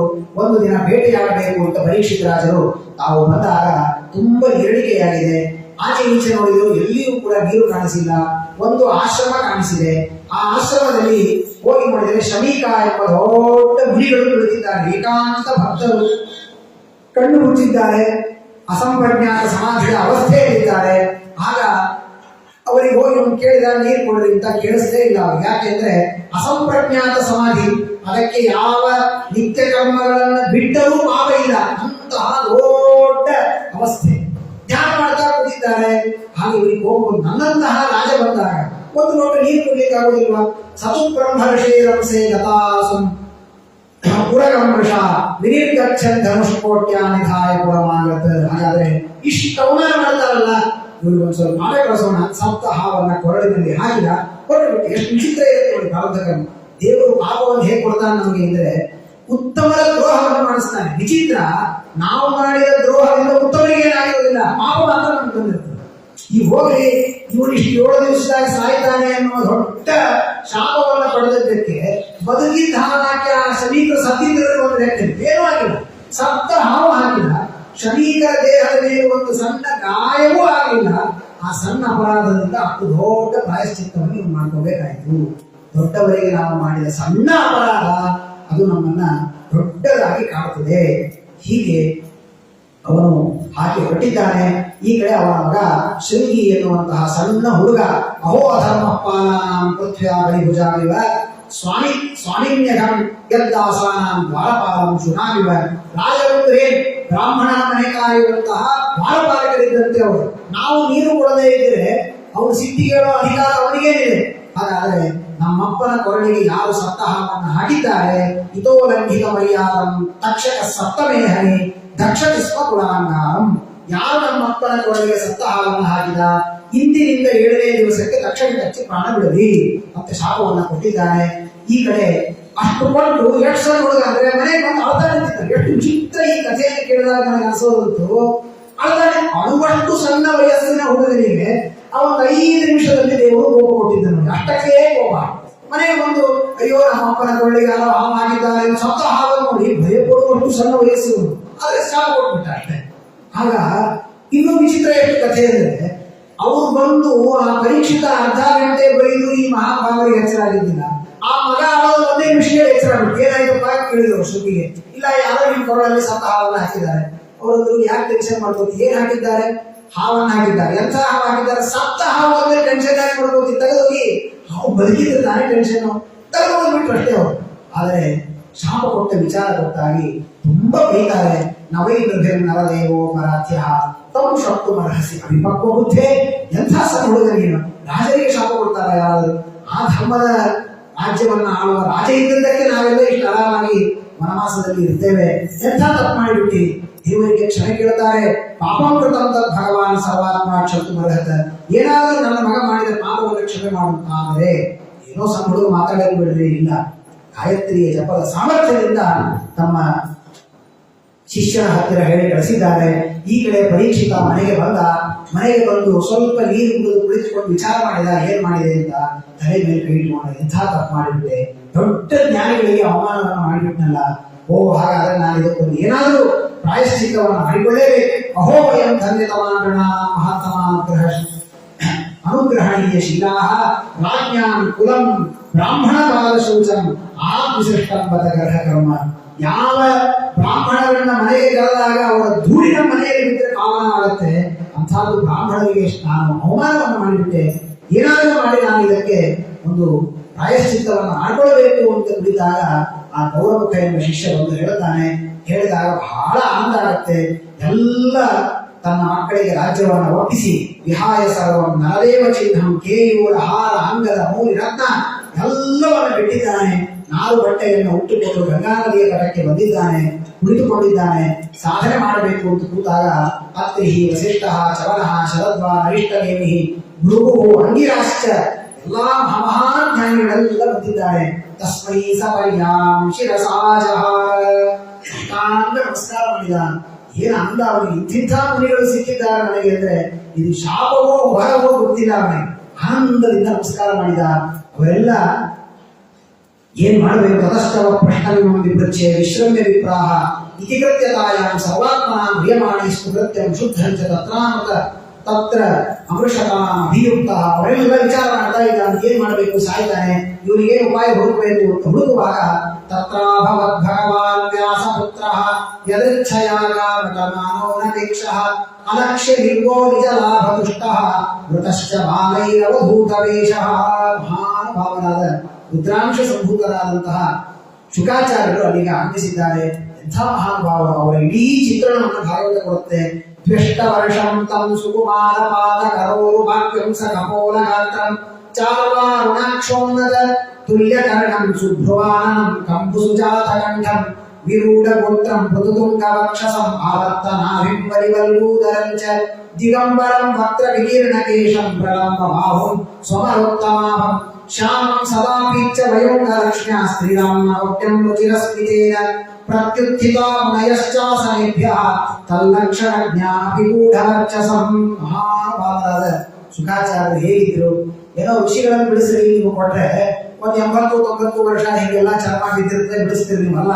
14 ವರ್ಷದ ತರುಣ. ತಂ ದ್ವೆಷ್ಟ ವರ್ಷಂ ಸುಕುಮಾರ ಪಾದ ಕರೋರು ವಾಕ್ಯಂ ಸಕಪೋಲ ಗಾತ್ರಂ. ಸುಂದರವಾದ ಶರೀರ, ಏನು ಕಾಂತಿ ಮುಖದ ಮೇಲೆ. ಭಾರಿ 16 ವರ್ಷ ಅಂದ್ರೆ ಅದು ಮದುವೆ ಮಾಡಿಕೊಂಡು ಸುಖ ಪಡುವ ತಾಳ್ಮ್ಯ. ಆದರೆ ಮೈ ಮೇಲೆ ಎಚ್ಚರವೇ, ಕಲ್ಲೋಗದರ ಮೇಲೆ ಸಿಟ್ಟಿಲ್ಲ. ಮದುವೆ ಮಾಡ್ಕೋತೀನಿ ಅಂತ ಓಡಿ ಬಂದ ಹುಡುಗಿಯರ ಮೇಲೆ ಪ್ರೀತಿ ಇಲ್ಲ. ಒಂದು ನಮಸ್ಕಾರ ಮಾಡಿದವರ ಮೇಲೆ ಲಕ್ಷ್ಯ ಇಲ್ಲ. ಹೋಗ್ತಾ ಇದ್ದಾರೆ ಯಾತ್ರೆಯನ್ನು ಮಾಡ್ತಾ. ಅಂಥ ಮಹಾನುಭಾವರು ಪರೀಕ್ಷಿತನ ಉದ್ಧಾರಕ್ಕಾಗಿ ಬಂದಿದ್ದಾರೆ. ಎಲ್ಲರೂ ಎದ್ದು ನಿಂತು ಗೌರವ ಕೊಡ್ತಾರೆ. ಎಲ್ಲರಿಗೂ ಗೊತ್ತಿಲ್ಲ ಇವರು ಶುಕಾಚಾರ್ಯರು, ಕೆಲವರಿಗೆ ಗೊತ್ತಿಲ್ಲದಿದ್ದರು ಅತಿ ಗೂಢವರ್ಚಸಂ. ಇವರ ಮುಖದ ಕಾಂತಿ ನೋಡಿದರೆ ಎದ್ದು ನಿಂತು ಅವರ ನಮಸ್ಕಾರ ಮಾಡಬೇಕು ಅಂತ ಅನ್ಸತ್ತಪ್ಪ. ಎಲ್ಲರೂ ನಮಸ್ಕಾರ ಮಾಡಿದ್ದಾರೆ. ಪರೀಕ್ಷಿತ ಓಡಿ ಬರ್ತಾನೆ. ಪ್ರಣಮ್ಯ ಮೂರ್ಛನ ಅವಹಿತ ಕೃತಾಂಜಲಿ ನತ್ವಾಗಿರ ಸೂಂದತೆಯ ಅನ್ನೋ ಪೃಚ್ಛದ ನಮಸ್ಕಾರ ಮಾಡಿದ, ಸಾಷ್ಟಾಂಗ ಮುಗಿದ, ಆಸನವನ್ನು ನೀಡಿದ, ಅವರೆಲ್ಲ ಪಾದಪೂಜೆಯನ್ನು ಮಾಡಿದ. ಅವನು ಅಂತಾನೆ, ಎಂಥ ಪುಣ್ಯ, ನಾವು ನಿಂತಿದ್ದ ಮೊದಲು ಶೃಂಗಿ ನಮಸ್ಕಾರ ಮಾಡಿ ಬರಬೇಕು. ಯಾಕೆ? ಈಶಾಂ ಸಂಸ್ಮರಣಾತ್ ಪುಂಸಃ ಸತ್ಯಶುದ್ಧಂತಿ ವೈಗ್ರಹಾಃ ಕಿಂ ಪುನರ್ದರ್ಶನ ಸ್ಪರ್ಶ ಪಾದ ಶೌಚಾಸನಾದಿವಿ. ಯಾವ ನಿಮ್ಮಂತಹ ಒಬ್ಬೊಬ್ಬ ಋಷಿಗಳು, ಮಂತ್ರದ್ರಷ್ಟಾರರು, ಒಂದೊಂದು ಗೋತ್ರ ಪ್ರವರ್ತಕ ಮಹಾನುಭಾವರು ನಿಮ್ಮಂಥವರ ಮನೆಯಲ್ಲಿ ಕುಳಿತುಕೊಂಡು ಸ್ಮರಣೆ ಮಾಡಿದರೆ ನಮ್ಮ ಜನ ಉದ್ಧಾರವಾಗುತ್ತೆ. ಅಂಥ ನಿಮ್ಮ ಜೊತೆಗೆ ನಿಮ್ಮನ್ನ ನೋಡುವ, ಮುಟ್ಟುವ, ಪಾದಪೂಜೆ ಮಾಡುವ, ನಾನು ನಿಮ್ಮನ್ನ ಪ್ರಶ್ನೆ ಕೇಳುವ, ನಿಮ್ಮ ಉತ್ತರಗಳನ್ನ ಕೇಳಿಸಿಕೊಳ್ಳುವ ಸೌಭಾಗ್ಯ ನನಗೆ ಸಿಕ್ಕಿದೆ ಅಂತಂದ್ರೆ ಅಭಿಮೇ ಭಗವಾನ್ ಪ್ರೀತಃ ಕೃಷ್ಣ ಪಾಂಡು ಸುಖ ಪ್ರಿಯ ಪೈತೃಶ್ವಸೇಯ ಪ್ರೀತ್ಯರ್ಥಂ ತತ್ಕೋತ್ರಸ್ಯ ಆಪ್ತ ಬಾಂಧವ. ನೀವೆಲ್ಲ ಬಂದಿದ್ದೀರಿ, ನಮ್ಮ ಸಲುವಾಗಿ ಬಂದಿರೋ ಅಹಂಕಾರ ಇಲ್ಲ. ಯಾಕೆ ಬಂದಿರಿ ಗೊತ್ತಾ? ಕೃಷ್ಣನಿಗೆ ಬೇಕಾದ ಪಾಂಡವರ ಮೊಮ್ಮಗ ಇವರು ನನ್ನ ಉದ್ಧಾರ ಮಾಡಿ ಬಂದಿದ್ದೀರಿ, ದಯವಿಟ್ಟು ನನ್ನನ್ನು ಉದ್ಧಾರ ಮಾಡಿ. ನಿತಾಂ ನಿಯಮಾನ ಸಂಸಿದ್ಧಸ್ಯ ವೈಯಸ. ಬಹಳ ಸಮಯ ಇಲ್ಲ ನನ್ನ ಹತ್ರ, 7 ದಿವಸಕ್ಕೆ ಮುದೇ ಹೋಗ್ತೇನೆ ಕಥಿ. 7 ದಿವಸ ನಮ್ದೇನು ಉಳಿದಿಲ್ಲ ಬಹಳ. ಹಾಗಾಗಿ ಒಂದೆರಡು ಪ್ರಶ್ನೆಗಳಿದೆ. ಯಚ್ಛೋತವ್ಯಂ ಮತೋಜಪ್ಯಂ ಯತ್ ಕರ್ತವ್ಯಂ ಪ್ರಭಿಸ್ಸಲ ಸ್ಮರ್ತವ್ಯಂ ಭಜನೀಯಂ ವಾ ಬ್ರೂಹಿಯಂ ವಾಗುಬಲೀಯಂ. ಮರಣವನ್ನ ಬಯಸಿದ ವ್ಯಕ್ತಿ, ಮರಣ ಸಮೀಪಿಸಿದ ವ್ಯಕ್ತಿ ಏನು ಸಾಧನೆಯನ್ನ ಮಾಡಬೇಕು, ಯಾವುದ ದುಷ್ಟ ಕರ್ಮಗಳನ್ನು ಬಿಡಬೇಕು, ಈ 2 ಪ್ರಶ್ನೆಗಳಿಗೆ ಉತ್ತರವನ್ನು ನೀಡಿ ನೂನಂ ಭಗವತೋ ಬ್ರಹ್ಮನ್ ದ್ವೇಷು ಗ್ರಹಣೇ ದಿನ ನಲಕ್ಷ್ಯತೆ ಖ್ಯವಸ್ಥಾನಮಪಿ ಬೋಧೋಹನಂ ಕ್ವಚಿತ್ ಏವಂ ಆಭಾಷಿತ ಪೃಷ್ಟ ಸಲಾಜ್ಞಾಶ್ರತ್ನಯಾಗಿರ ಪ್ರತ್ಯಭಾಷಿತ ಧರ್ಮಜ್ಞೋ ಭಗವಾನ್ ಪಾದರಾಯಣಿ. ಹೀಗೆ ಪ್ರಾರ್ಥನೆಯನ್ನು ಮಾಡಿಕೊಂಡಾಗ ಮಹಾನುಭಾವರಾದ ವಿರಕ್ತರಾದಂತಹ ಶುಕಾಚಾರ್ಯರು ಅವರಿಗೆ ಮುಂದೆ ಎಲ್ಲ ತತ್ವಗಳನ್ನ 2ನೇ ಸ್ಕಂದದಿಂದ ಉಪದೇಶವನ್ನು ಮಾಡ್ತಾರೆ. ಇದು ಶ್ರೀಮದ್ ಭಾಗವತೆ ಮಹಾಪುರಾಣೆ ವೈಯಾಸಕ್ಯ ಮತ ಅಷ್ಟಾದಶ ಸಹಸ್ರ ಪಾರಮಹಂಸ್ಯಾಂ ಸಂಹಿತಾಯ ಪ್ರಥಮ ಸ್ಕಂದ ಸಮಾಪ್ತ. ಶ್ರೀಕೃಷ್ಣ ಅರ್ಪಣಮಸ್ತು. ಈ 5 ದಿನಗಳಿಂದ ಇವತ್ತು ನಾವು ನೀವೆಲ್ಲ ಸೇರಿ ಯಥಾಮತಿಯಾಗಿ ಗುರುಗಳ ಅನುಗ್ರಹದಿಂದ ಮಾಡಿದಂತಹ ಈ ಒಂದು ಪ್ರಥಮ ಸ್ಕಂದದ ಸಣ್ಣ ಚಿಂತನೆಯಿಂದ ಏನಾದರೂ ಒಂದೆರಡು ಗುಣಗಳಲ್ಲಿ ಇದ್ದರೆ ಅದು ನಮ್ಮ ಸ್ವರೂಪೋದ್ಧಾರ ಮಾಡಿದಂತಹ ಮಹಾನುಭಾವರಾದ ಗುರುಗಳಾದಂತಹ ನಾವು ನೀವೆಲ್ಲ ಯಾವ ಗುರುಗಳ ಆಗಮನಕ್ಕಾಗಿ ಒಂದು ಸತ್ಕರ್ಮವನ್ನು ಮಾಡ್ತಾ ಇದ್ದೇವೆ, ಆ ಗುರುಗಳ ಪಾದಾರವಿಂದಗಳಲ್ಲಿ ಈ ಪುಣ್ಯವನ್ನು ಸಮರ್ಪಣೆ ಮಾಡ್ತಾ ಅನೇಕ ದೋಷಗಳು ಶುರುವಾಗದೆ ಬೀಜಗಳನ್ನು ಹಾರಿಸ್ತಾ ಹೋಗಿರ್ತೇವೆ. ಅಲ್ಲಿಂದ ಎಷ್ಟೋ ಪಕ್ಷಿಗಳನ್ನು ಬಿಡ್ತಾ ಹೋಗಿರ್ತೇವೆ ಅಜ್ಞಾನದಿಂದ, ಸಮಯಾಭಾವದಿಂದ. ಆ ಎಲ್ಲ ಪಾಪ ಅದು ನಮ್ಮದು ಅಂತ ಹೇಳ್ತಾ ಈ 5 ದಿನಗಳಿಂದ ಈ ಒಂದು ದೊಡ್ಡ ಸತ್ಕರ್ಮವನ್ನು ಮಾಡುವುದಕ್ಕೆ ಗುರುಗಳ ಕೃಷ್ಣನ ಮುಖ್ಯ ಪ್ರಾಣದೇವರ ಸನ್ನಿಧಾನದಲ್ಲಿ ಈ ಒಂದು ಸತ್ಕರ್ಮ ನಡೆದಿದೆ. ಇದಕ್ಕೆ ಅನುಕೂಲ ಮಾಡಿಕೊಟ್ಟಂತಹ ಎಲ್ಲ ಮಠದ ಆಡಳಿತ ವರ್ಗ, ಸಿಬ್ಬಂದಿ ವರ್ಗದವರಿಗೆ ನಾನು ವಿಶೇಷವಾದ ಧನ್ಯವಾದಗಳನ್ನು ತಿಳಿಸ್ತಾ, ನಾವೆಲ್ಲ ಇಷ್ಟು ಹೆಚ್ಚಿನ ಸಂಖ್ಯೆಯಲ್ಲಿ ಬೇರೆ ಬೇರೆ ಕಡೆಗಳಲ್ಲಿ ಮಂಗಳಕ್ಕೂ ಇಷ್ಟು ಜನ ಇರೋದಿಲ್ಲ. ಪ್ರತಿ ದಿವಸ ಪುರಾಣಕ್ಕೆ ಇಷ್ಟು ಜನ ನೀವೆಲ್ಲ ಬಂದಿದ್ದೀರಿ. ಅದೊಂದು ಟಿ.ಕೆ. ರಾಘವೇಂದ್ರ ಸ್ವಾಮಿಗಳ ಒಂದು ದೊಡ್ಡ ಹೆಮ್ಮೆ. ಈ ಮೈಸೂರಿನಲ್ಲಿ ಇಷ್ಟು ಜನ ಪುರಾಣಕ್ಕೆ ಕಥಾ ಶ್ರವಣಕ್ಕೆ ಆಗಮಿಸ್ತೀರಿ ಅನ್ನೋದೇ ಒಂದು ದೊಡ್ಡ ಸಂತೋಷದ ಸಂಗತಿ. ತಾವೆಲ್ಲ ಆಗಮಿಸಿದ್ದೀರಿ. ಎಲ್ಲರಿಗೂ ದೇವರ ವಿಶೇಷ ಅನುಗ್ರಹ ಆಗಿ ಈ ಪ್ರಥಮ ಸ್ಕಂದದ ಶ್ರವಣದಿಂದ ಬಂದ ಪುಣ್ಯದಿಂದ ದ್ವಿತೀಯ ಸ್ಕಂದ ನಿರ್ವಿಘ್ನವಾಗಿ ಕೇಳುವಂತೆ ಆಗಲಿ.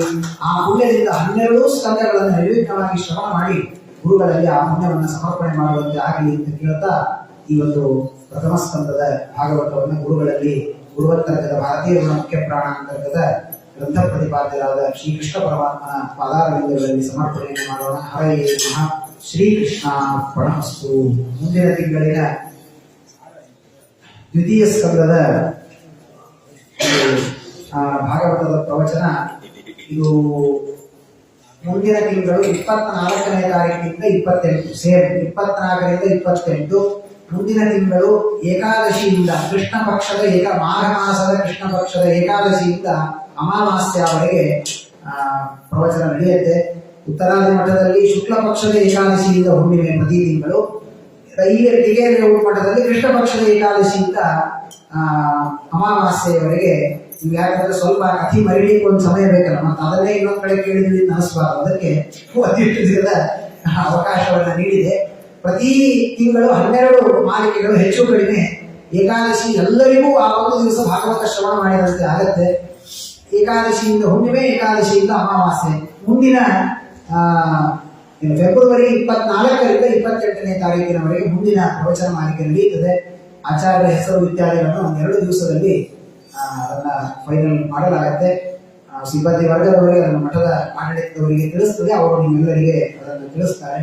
ಈ ಒಂದು ಅವಕಾಶವನ್ನು ಮಾಡಿಕೊಟ್ಟಿದ್ದಕ್ಕೆ ನಾವು ಎಲ್ಲರೂ ಇಷ್ಟು ಸಂತೋಷದಿಂದ ಬಂದಿದ್ದೀರಿ. ನಮ್ಮದೆಲ್ಲ ಬರೋದ್ ಲೇಟು, ಮುಗಿಸೋದ್ ಲೇಟ್, ಹೀಗೆಲ್ಲ ಇರುತ್ತೆ. ಆದರೂ ನೀವೆಲ್ಲರೂ ಕೂಡ ಕೇಳಿದ್ದೆ ಕಥೆ, ಕೇಳಿದ್ದೆ ಮುಖ ಎಲ್ಲ ಇದ್ದರೂ ಕೂಡ ಇಷ್ಟು ಸಂತೋಷದಿಂದ ನಾವೆಲ್ಲ ಭಾಗವಹಿಸಿದ್ದಕ್ಕೆ ಮತ್ತೊಮ್ಮೆ ಧನ್ಯವಾದಗಳನ್ನು ತಿಳಿಸ್ತಾ ಹರೇ ನಮಃ. ಮಧ್ವೇಶಾರ್ಪಣಮಸ್ತು. ಶ್ರೀಕೃಷ್ಣಾರ್ಪಣಮಸ್ತು. ಹರೇ ರಾಮ ರಾಮ ರಾಮ ಹರೇ ಹರೇ हरे कृष्ण कृष्ण कृष्ण हरे हरे हरे राम राम राम हरे हरे हरे कृष्ण कृष्ण कृष्ण हरे हरे हरे राम राम राम हरे हरे हरे कृष्ण कृष्ण कृष्ण हरे हरे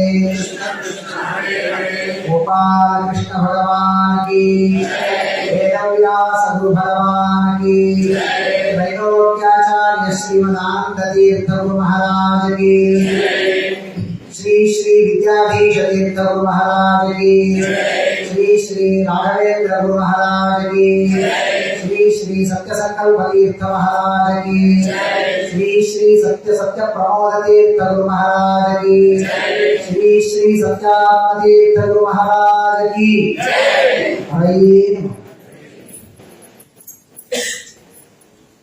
ನಿನ್ನೆ ತಿಳಿಸಿದಂತೆ ಭಗವದ್ಗೀತೆಯ ಪಾಠದ ಒಂದು ಹೆಸರು ಎಲ್ಲರೂ ಬರೆಸಬೇಕಾಗಿತ್ತು.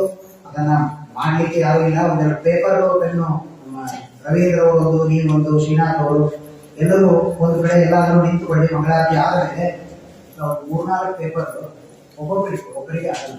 ಒಂದೆರಡು 3 ಪೆನ್ನು ಕೊಡಲಿ. ಒಂದೇ ಕೈಯಿಂದ 4 ಪೇಪರ್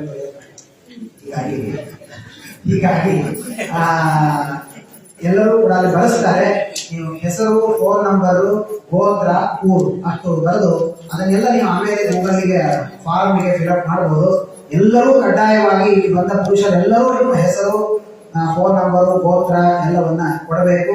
ಮುಂದಿನ ತಿಂಗಳು 6ನೇ ತಾರೀಕು ಮಧ್ವನವಮಿ ಸಂಜೆ 6 ಗಂಟೆಗೆ ಭಗವದ್ಗೀತಾ ಉತ್ಸವ ಇರುತ್ತೆ, ಗ್ರಂಥದ ಉತ್ಸವ. ನಂತರ ಅಲ್ಲಿ ಸಂಕಲ್ಪ ಪೂರ್ವಕವಾಗಿ 1ನೇ ದಿವಸದ ಪಾಠ, 2ನೇ ದಿವಸದ ಪಾಠ. ವಾರ ಯಾವುದೇ ಇರಲಿ, ಒಂದು ವಾರ 2 ದಿವಸ ಆಗತ್ತೆ. ಅದಾದ ಮೇಲೆ ಮುಂದೆ ಪ್ರತಿ ಶನಿವಾರ ಭಾನುವಾರ ಆ ಭಗವದ್ಗೀತೆಯ ಕಲಿಕಾ ಅಭಿಯಾನ ಮುಂದುವರಿಯುತ್ತದೆ.